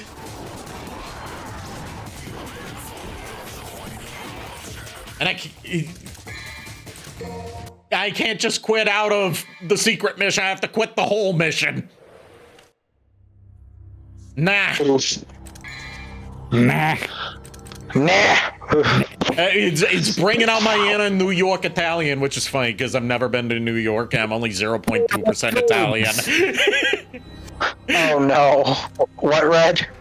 He's neither of those things. I'm 0.2% Italian, which makes me technically Italian. Shut up. Look, technically for me, I'm 23% Italian, and I am not going to try to talk New Yorkan. I am not going to talk Italian. I New Yorkan? know better. Okay, you know what, buddy? You've done way worse sins than I have. I would not. What? I'm just not entirely off. The Virgil boss fights are 7, 13, and 20. Okay. Oh, so I was a little off then. Okay. Wouldn't that be a coyote on Trickster style thing? I don't know. I've never tried it. But no, if I offended you at all, Brett, I apologize. I don't apologize. You were the farthest from getting on the list. I know, but still, I have a conscience, and I am sorry. Nico has a conscience. I don't. You don't. You choose violence with the whole Chia Pet affection thing. Yeah, the Scott the Waz Chia Pet thing. Don't know why that broke you more than anything else. Look, the other thing that broke, Red got broken over something way worse, which I did not bring up. The fucking tap water. Why tap water? I still need to show you that episode, so you can see it in context. As if that's gonna make it better. The context is that it's stupid. It's a stupid statement. That's the context. And this is why I feel like Red and me were related in another life at this point, because we share this exact same anger. This exact same anger.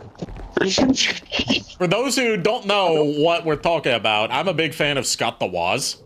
Have been since before he blew up, actually. Because the algorithm recommended one of his earliest episodes to me before, like, he really found his rhythm of how his videos are made. How you doing, dude? I'm doing better. That's good. That's good. That's good. With it being Father's Day and my dad no longer being here, that definitely was a factor, but it's just like a lot of things just kind of piling up at once. Well, at least you have a dad to celebrate Father's Day. At least you had a dad to celebrate Father's Day with. I never had one. Okay, I'm just sending a digital group hug to this whole call. At this point, Mine just wasn't around. He's alive. Okay, but that's look. As a father, as a person who has who was never around and is dead, yeah, I can relate a little bit. I'm sorry. I never met my biological father, but that doesn't matter because he did try to reach out to me like 18 years later, and I was like, okay, first of all, how'd you find me? Second of all, if you're trying to reach out to me anywhere, why the fuck is it on my school email while I'm in college? Oh. Yeah. What the hell? How the fuck did he get that? I don't know. But my parents were like, yeah, stay away from him. He was a total, like, loser. Yeah, my biological father, the one that was never around and passed away. I'm done with him. I'm not going to get mad over a dead guy anymore. And my actual father right now, love the man. He's taking very good care of me and my family and my brothers. But no, like I said, I send a virtual hug to both JKR, Red and Ari. All three of you, because I feel your guys' pain, and I just want to do something to cheer you guys up. So there you go. I'm not actually sad about it, by the way. I'm just trying to make a self-deprecating joke. Yeah. I know, but I still feel like it's needed. And it's not a serious point of pain for me, because it's like, hey, if he didn't want me when I was born, then why the fuck should I consider him my dad when I had a dad who decided, yes, I do want him. Yeah. Fair enough. The whole reason with my dad is that the whole thing with my dad is that I was kind of like distant and or mean to him towards the end. So it was just like, so I carry that guilt with me for the rest of my life. I'm sure he forgives you. Question, JKR, if you will hear me out. You have math this week, is that correct? Yeah, Tuesday through Thursday. For next session this Saturday, for the boss, do you want to work on it tomorrow or Friday with me? Let's do it Friday, because I got a lot of stuff going on tomorrow, because I'm going to be trying to go to the cemetery to visit my grandfather, visit his grave and everything, so it's just like, I don't think I'm going to have time tomorrow. Yeah, this is why I wanted to ask you this, so you could have time to, like, rest or do what you need to do. That's why I wanted to ask you, so we'll just do it Friday then. Yeah, I appreciate you checking with me. Usually I wouldn't mind tomorrow, but with everything I've been needing to do, I'm just like, not this week, sorry. Yeah, no, that's fine. We can definitely do it Friday. Like, that's all I needed to know. You got it. Yeah.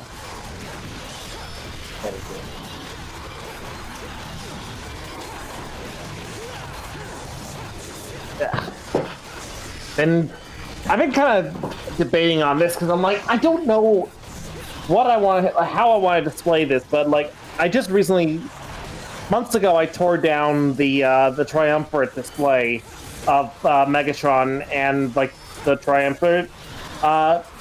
But then I was like, I kind of like having all, Megatron and his, ruling council up there with him.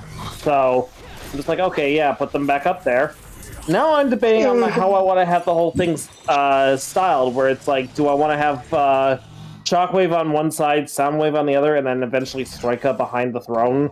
Or do I just have 2 on one side and 1 on the other? Oh god. I don't know. How is? Go ahead. Finish. I'll have to see how it looks when an actual Striker figure comes out. Yeah. Okay. I was gonna ask, how is the Guard of War minifigure holding up at your place? It's fine. Like I said, she sits on a little ledge of 3D printed Pokemon that rarely ever gets touched. So she is safe. She is sound. Good. Is she Soundwave? And if so, is she superior? She's technically above Soundwave's, 3 Soundwaves. She's technically above them. 4 Soundwaves, actually. Oh. Okay, I'm just gonna make the joke anyway, and if I get crucified for it, so be it. God of War superior, Soundwave inferior. There you go, I fucking said it. I'm trying out some Royal Guard strats here.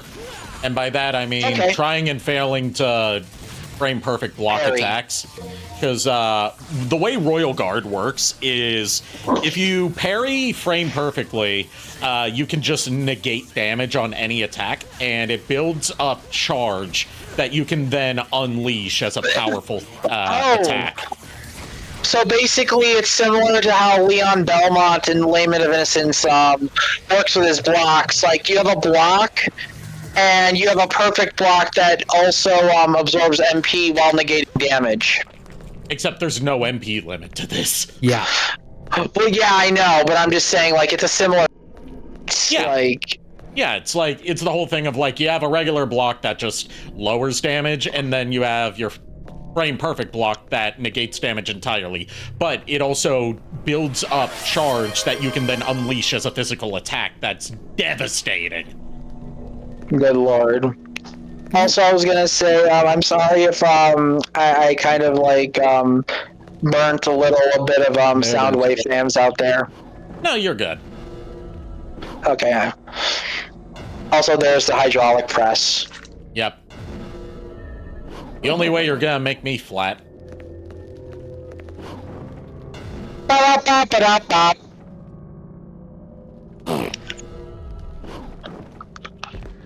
I don't know anymore. You did it! Look, JKR, I rant at me about how I kept targeting them yesterday in D&D. I know, I was like... I know, and I was like, oh... It was prank, bro. It was just a prank, bro. It was just a prank. I didn't use command on you to fight me 1v1. No, I would never do that. It wasn't a prank. It was a social experiment. Worse. Which is just a prank, but pretentious. I am just gonna go ahead. Ari, your face is a social experiment. Yes, it is. It keeps changing. It keeps changing as the criteria require. Experimentation must continue to be done. Oh God. I will say this though. When me and JKR made Atox as a boss, I did not expect his saves to be that fucking high. I totally underestimated that. I was like, he's like, yeah, no, telling Lou like, yeah, no. It's not going to work. Half the time that we had people rolling for, that we had you rolling for saves, 99% of the time, JKR could have just stepped in and said, nah, don't even roll, because with the passives that he has, that already beats your DC. I was going to say combo for the rebellion. I was going to say, if Atox rolled a natural 1, it wouldn't have mattered if it passed the AC. It would still have been a critical failure. Yeah, because that's how 1s work. Yeah, so it was like you would have had a 1 in 20 chance of doing that. Or 1 in 19, I don't know. Yeah, like I had to roll the dice anyway, just on the off chance that. No, go back! God damn it! Just on the off. Go ahead, Jake. The shoulder buttons on Switch controllers are such shit.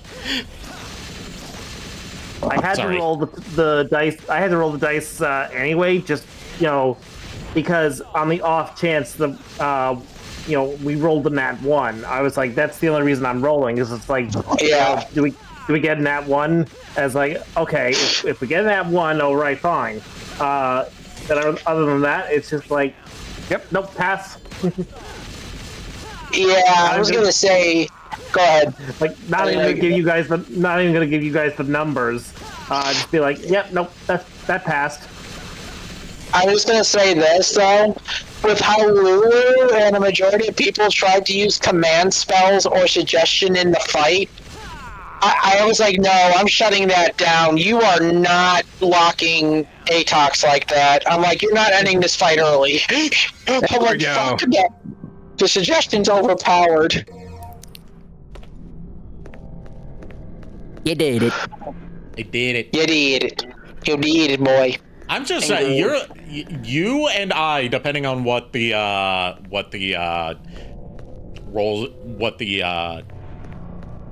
scores for that are, either one of us are lucky that I didn't try to use my charm person ability. Yeah, which is why I'm saying, the reason why I shut down a lot of your guys' psychic abilities is because Atox is weak to psychic damage due to him being possessed by Leon Belmont. Yeah, I tried using Mind Spike, and you were just like, nah, I'm immediately using a legendary resistance.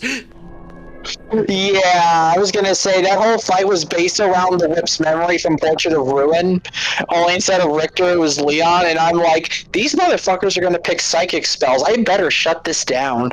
Yeah, I told you I chose Mind Spike because I was trying to literally weaponize the psychic damage I inflict on people. Yeah, it's just like, yeah, no. Instead, you come over here, fight you. I was on my way over there anyway. I'm like, why you just made the trip shorter. I'm just like, no, you know what? Walk another 30 feet. Hold person. Smite!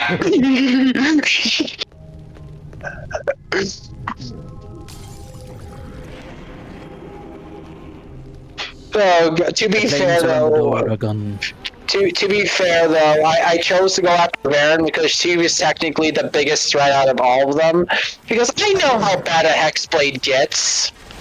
I'm not messing with a Hexblade. If I'm killing something, I'm killing Hexblade first. Because they're a problem. So basically, you saw two big problems in the party, and Baron was both of them. Gotcha. Yes. Two big, bouncy, squishy problems. You beat me fucking to it. I fucking stumbled all over my words. I couldn't say it in time. Yeah, I was gonna say. You were too distracted by the image. Oh god, I just recently remembered something, Ari. So when we were watching Sonic X the Abridged Hog earlier, and Amy said something about looking up Urban Dictionary, I'm like, oh yeah, god, I found so many fun activities we could try out on a site called Urban Dictionary. I'm like, wait, if Vixie or Baron found Urban Dictionary, no. No, it's specifically no. It's if Vixie found it. Baron would not know what any. Baron's the dumb one, okay? Vixie's the one you should be afraid of. No, because during before the boss fight even kicked in, Vixie, I want 6. Yeah. And I'm like, oh, okay, what? Like, I will say, the one time I think Lulu went overboard last night was the whole stabbing herself thing. Yeah, I'm glad you nipped that in the bud.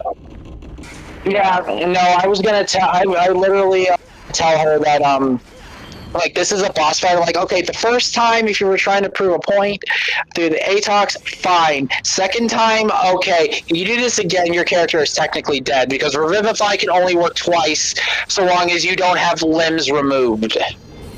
Yeah. And not a lot of people have Revivify slots. Yeah, I didn't want to make a scene out of it as it was going on, but I was like, from my own experiences, that's really insensitive. Very much so.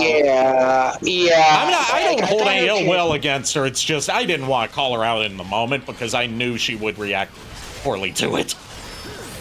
I was just gonna say, like, I get it. They wanted to do drama, and mind you, okay, fine, but it's like I knew what she was trying to do and trying to end the fight without Atox even fighting, and I'm like, that's not how you're going about it. And I'm like, if you try to do that again with your character, I am considering you taking your own character's life. I'm not having that. Like for me, it's like I've had brushes with doing that myself before, and second of all, I've had partners who I've had a partner who has done something like that to me, or like threatened something like that to me. I'm like, this is making me uncomfortable. Things like that's not a good idea. Yeah, but like Lulu did apologize and said she just wanted to make a little drama, and I understand that there is drama and there is excessive. I'm not mad at you, but I understand. Yeah. And despite all that happened yesterday, everyone had fun. I mean, there was a few times that I could say with some of the players that did go overboard a little bit. Yesterday, I will say, when I was trying to do some sounds that were going on, I will say Furret, during his thing, I was gonna say like the spiders in the wall were like squeaking or something, and there was like another howl for ambiance, but I think Furret thought I was cutting them off, and I was trying to describe the scene to everybody, and it was just like, it's okay. I think everyone was just like super excited. Well, yeah, I know. Go ahead. There is that, but also the fact is I know Furret, and he can be a very egotistical individual when it comes to him trying to do something with the story that pertains to his character. He's a theater kid, of course he is. Yeah. And it's sad because it's like people ask me, it's like, what are you, a theater kid? It's like, not really. I do delve into theater, but I'm not a theater kid because I got into it later in life.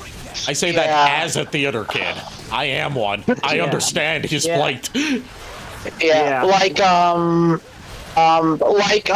earlier, I wasn't expecting you guys to actually want like the whole behemoth thing. I was just doing a thing to cut to like, okay, Galavar is helping Charlotte deal with the behemoth outside.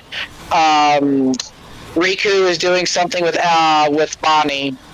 Riku goes outside. Okay, guys, we're gonna fight the behemoth. When I was just gonna be like, yeah, Galavar just straight up killed the behemoth, and then things happened, and then it was just like, okay, gotta rewrite how down. Yeah, that's one thing. That's like, I know that in D&D, like from point of view from an old former friend of mine, he told me, it's like, look, the one thing you gotta learn as a DM is like expect your players to fuck it up, because they are going to fuck up your story. That is a understatement, because it's like, okay, I'm gonna leave a trail of breadcrumbs for the players to follow all the way over here. How the fuck did you all get to the other side of the continent away from the plots? Never underestimate us. I'm not, especially with the fucking beach episode and the whole bits in the forest and everything else, because people go bananas. I wasn't even going to say those. I was going to say with me rolling a 0. Yeah, you rolling a 0 definitely is one of them. Because you had a -1 in your... Add a -1 modifier to intelligence. Yep, so you rolled a 0 on a d20, which is impressive. It's that I rolled on that 1, and then there's that -1, so it came out as a 0. So yeah, it's impressive, disturbing, and makes us uncomfortable. Which is exactly why I nipped that in the bud afterwards and used one of those skill upgrades to give her just a flat 0 on intelligence modifiers. Yeah, look, at least you weren't the one had a -3 on intelligence at one time. We need not talk about that. Now I'm curious. So one of my friends I used to play with in a superhero campaign made an NPC that they decided to roll stats for. This guy was supposed to be a made-up Batman villain. He was supposed to be like an experiment Mr. Freeze made. Okay. Dude was rolling for strength, dex, constitution, wisdom, and charisma. He got like 16s to 18s. Intelligent, this motherfucker got a 4. And decided to keep it. So you have this guy who's like almost perfect in every way, but the moment you ask this guy a question about Mr. Freeze, he just goes boo. That's kind of funny though. That's funny, though. Okay. Yeah, like, yeah, it was very fun. And somehow he was the one who took the Batmobile and made it explode. Oh. Just because he rolled intelligence check and it was just like, oh, if I flip it, Batman can't get away. Roll strength check, flips the damn thing over into a gas station because he rolled a nat 20 on strength check. Made the Batmobile explode. There's a term for that, but I'm not gonna say it because it's very offensive. So, in other words, the Batmobile got destroyed, and somehow Batman was at 2 HP and Robin was unconscious. Do you remember which Robin it was? It was just like, it was just a random Robin we made for D&D. There was like so just like an evergreen Robin, not like a specific Robin from the comics. No, however, the guy did the voice for Adam West Batman, Robin. Oh, Dick Grayson as played by Burt Ward. Burt Ward. Burt Ward, yeah. Yeah, and when he when the Batmobile exploded and flipped before he passed out, he was gonna say "Holy shit, Batman," but as soon as he said "Holy shit" and got to the word "shit," it exploded. He's like, "Yeah, Robin is out cold. He's at 0 HP now." But here's the thing, I saw a comic where it's like Dick chasing Jason like the holy something Batman, and then like the side of a building explodes and Jason just goes, "Holy shit, Batman!" Yeah, he was gonna yell that. He was gonna yell that because the Batmobile exploded. All of a sudden, as soon as he got to the word "Holy shit," pass out. And the Joker was present for that one too, and he was on a rant the entire campaign about, are you telling me all my jokes and my traps couldn't kill Batman, but throwing his own damn Batmobile and making the gas station explode did it?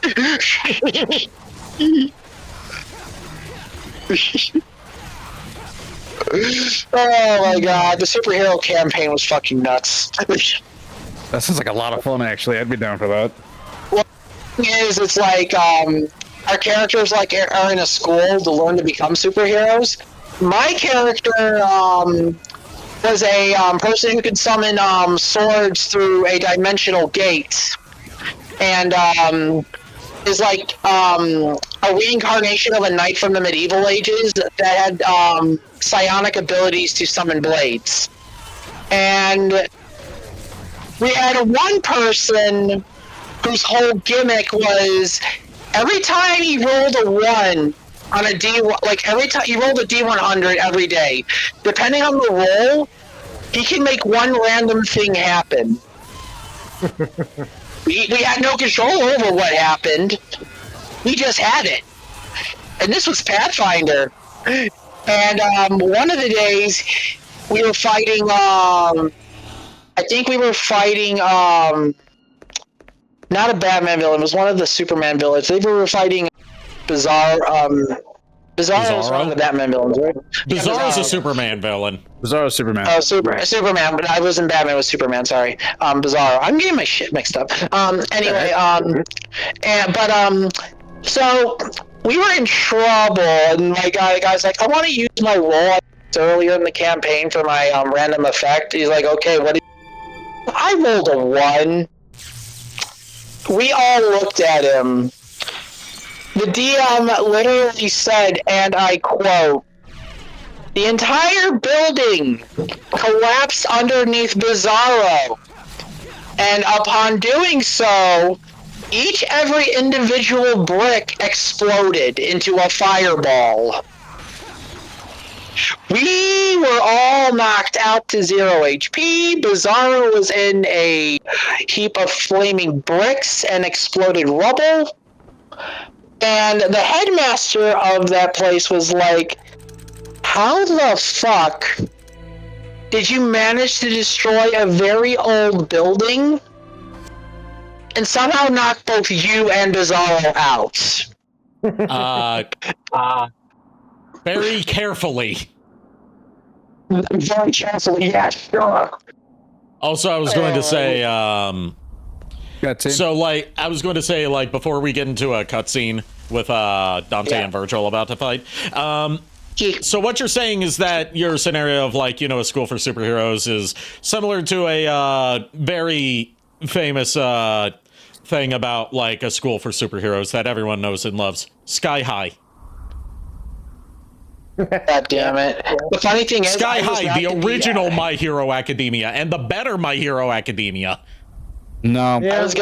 I was going to say, this was like before like the My Hero Academia thing. I don't know about Sky High, but but it was someone who I used to talk to who made the superhero campaign, and it was around that time when we did that. We only got 9 sessions in, and then it's just like we all like broke off because someone got upset about not being able to do something, and it just killed the campaign. And we're just like, okay, I wouldn't mind doing a superhero campaign again. It's like you basically how it works was you chose 3 powers from the superhero powers wiki, and it could be powers from any cartoon, any anime, comic. You only got to choose 3. And you could choose to level those up as you level instead of picking a class.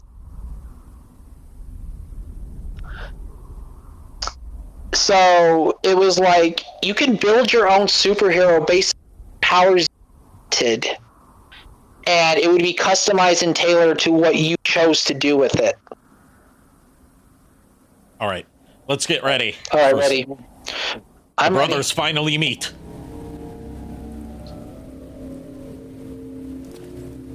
The end of this level will also probably be a good cutoff point for tonight. Yeah, first Virgil fight. Like a third of the way through the game. You showed up.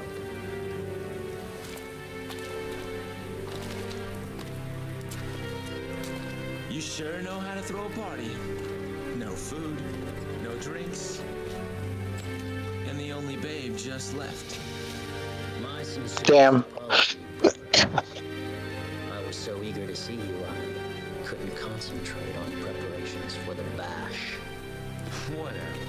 At any rate, it's been a whole year since we last met. How about a kiss from your little brother? Or better yet, how about a kiss from this? So, this is what they call a heartwarming family reunion, eh? You got that right. All right, here we go. And he's already kicking my ass. Great. Yep. I was going to say, Virgil, I'm assuming, is an annoying motherfucker to pin down. Yeah. Yes. He's what we call a speedy bitch. Very speedy bitch. Speedy bitch. He has ranged. Despite not having a gun, he still has ranged attacks. Because he used the power of enemy on his side. And So what you're saying? Go ahead.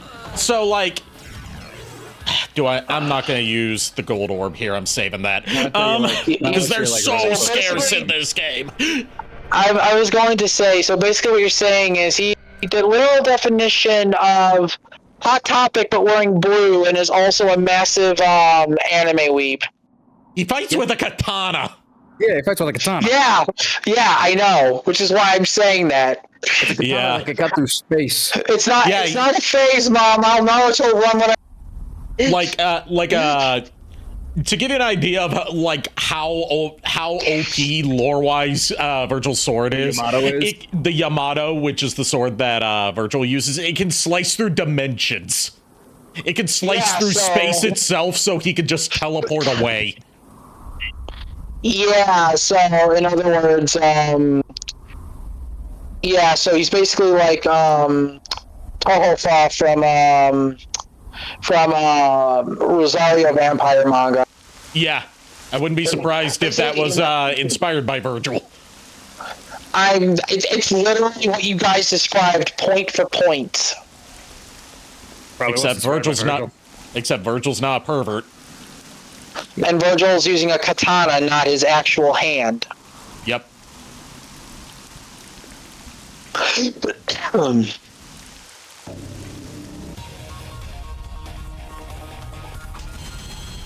Alright, round two. Round two, motherfucker. Virgil. Also, yeah, guns not a viable option against Virgil. Yeah. Because he just blocks it. Yeah. He just no-sells them. He blocks them. Another bug bites the dust. Nice. He's very much like, oh, you've got the power of friendship in this gun you found. Guess what? The gun's not gonna work. What happened to that meme I said in the thing where it's Kuga holding a fucking gun? No, that one, I've seen that various variations of that meme. And second, the one that sticks with me is from the first improv fan dub that I was a part of, where it was something that played into part of the story. Was I would heal, dude. Press the wrong button. You know what? I will use this here. Okay. I didn't use it the previous time because I came in not at full health. So I was like, I want a proper rematch. So specific on blocking that.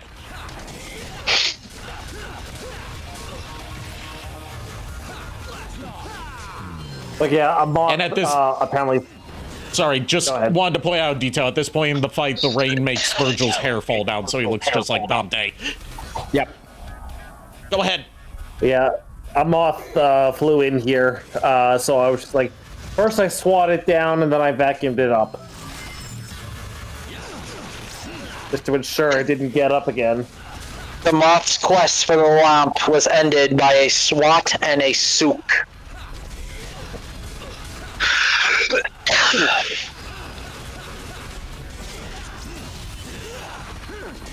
Keep forgetting about the second hit of that. I don't need no thinking moths eating up every bit of fabric that I've got in this room. There we go. There we go. Fair enough.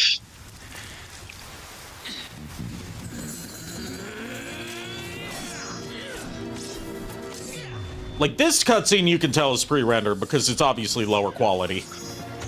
Yeah. And pre-rendered cutscenes, you can't do much to remaster those if you don't have the original source files to re-export them at a higher quality. Also, Dante shot guns at Virgil. Virgil spun his sword around, caught the bullets, laid them on the ground in sequence, then threw them back at Dante. Dante sliced the bullets in half. They're demons, so I'm assuming that's what also adds to this. Half demons. And in this game, Dante's like, he's not embracing his demonic heritage. He's kind of ashamed of it. Yeah. Because we know by the time in 1, he embraces it a little bit. Yeah, like he brags that he's the son of Sparta. And Virgil disarms and impales Dante. With the Yamato.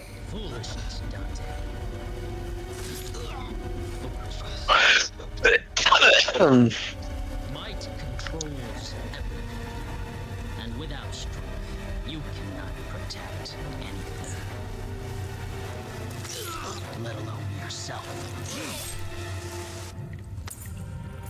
Grabs Dante's amulet, slices his hand for extra measure.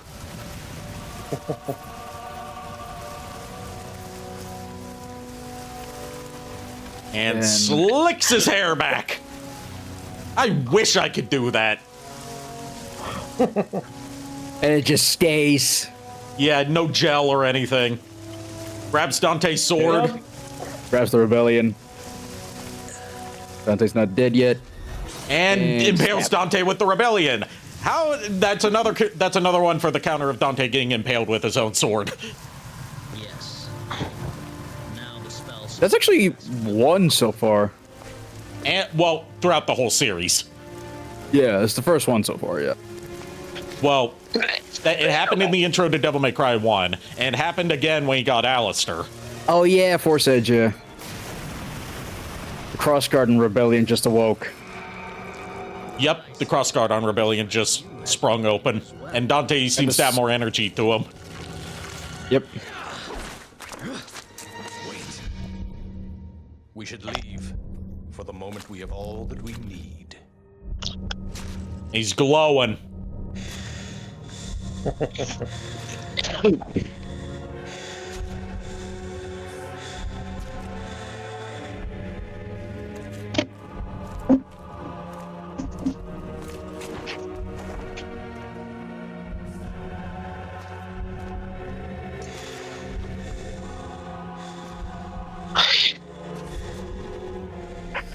And yeah, Dante, that's when Dante got his devil trigger.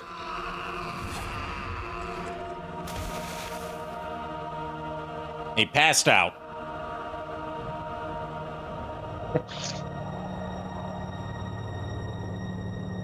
So yeah, all it took for Dante to learn Devil Trigger for the first time was getting impaled by his own sword.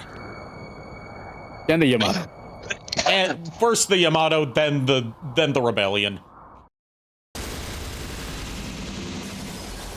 That's part of why this is one of the harder games of the series. You have to go the first third of the game without Devil Trigger. Yeah. Which really limits your healing options. Which really sucks. But it adds extra challenge. Yeah. And that is going to be our stopping point for tonight.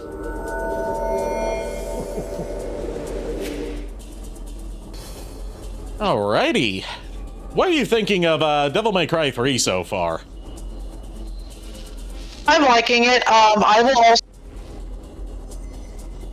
also... You'll also what? You cut out. You also. God. Oh my god. Is that better? Yes. The only thing I do have one fight from Pennsylvania I want to compare Virgil and Dante to. Yeah? At least what you deal with, because it's almost fucking similar. Yeah? Isaac and Hector. Okay. Because they have the exact same energy, just minus like slashing bullets in half. Okay. Yeah, this is when like the action in Devil May Cry cutscene starts getting really over the top. What year did this game come out? This was 2000. It was 2004 and 2005 for the initial release. This is the special edition, which was 1 year later. Yep. Okay, that makes sense because Curse of Darkness came out like 3 or 4, so like the fighting style for those kind of fights were like similar. Yeah. Let's see who we're gonna raid tonight. Don't know why my layout's gotten all fucky wucky ooh woo. I didn't. Fucky wuck. God damn it.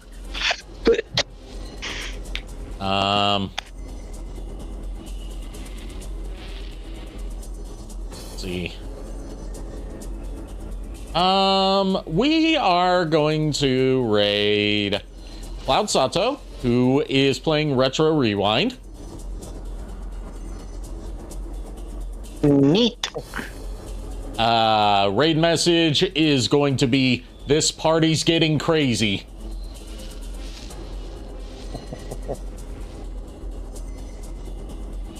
Thank you, everyone, for tuning in. Thank you to my co-host for joining tonight. Thank you to the new followers we got tonight. You were pleasant company.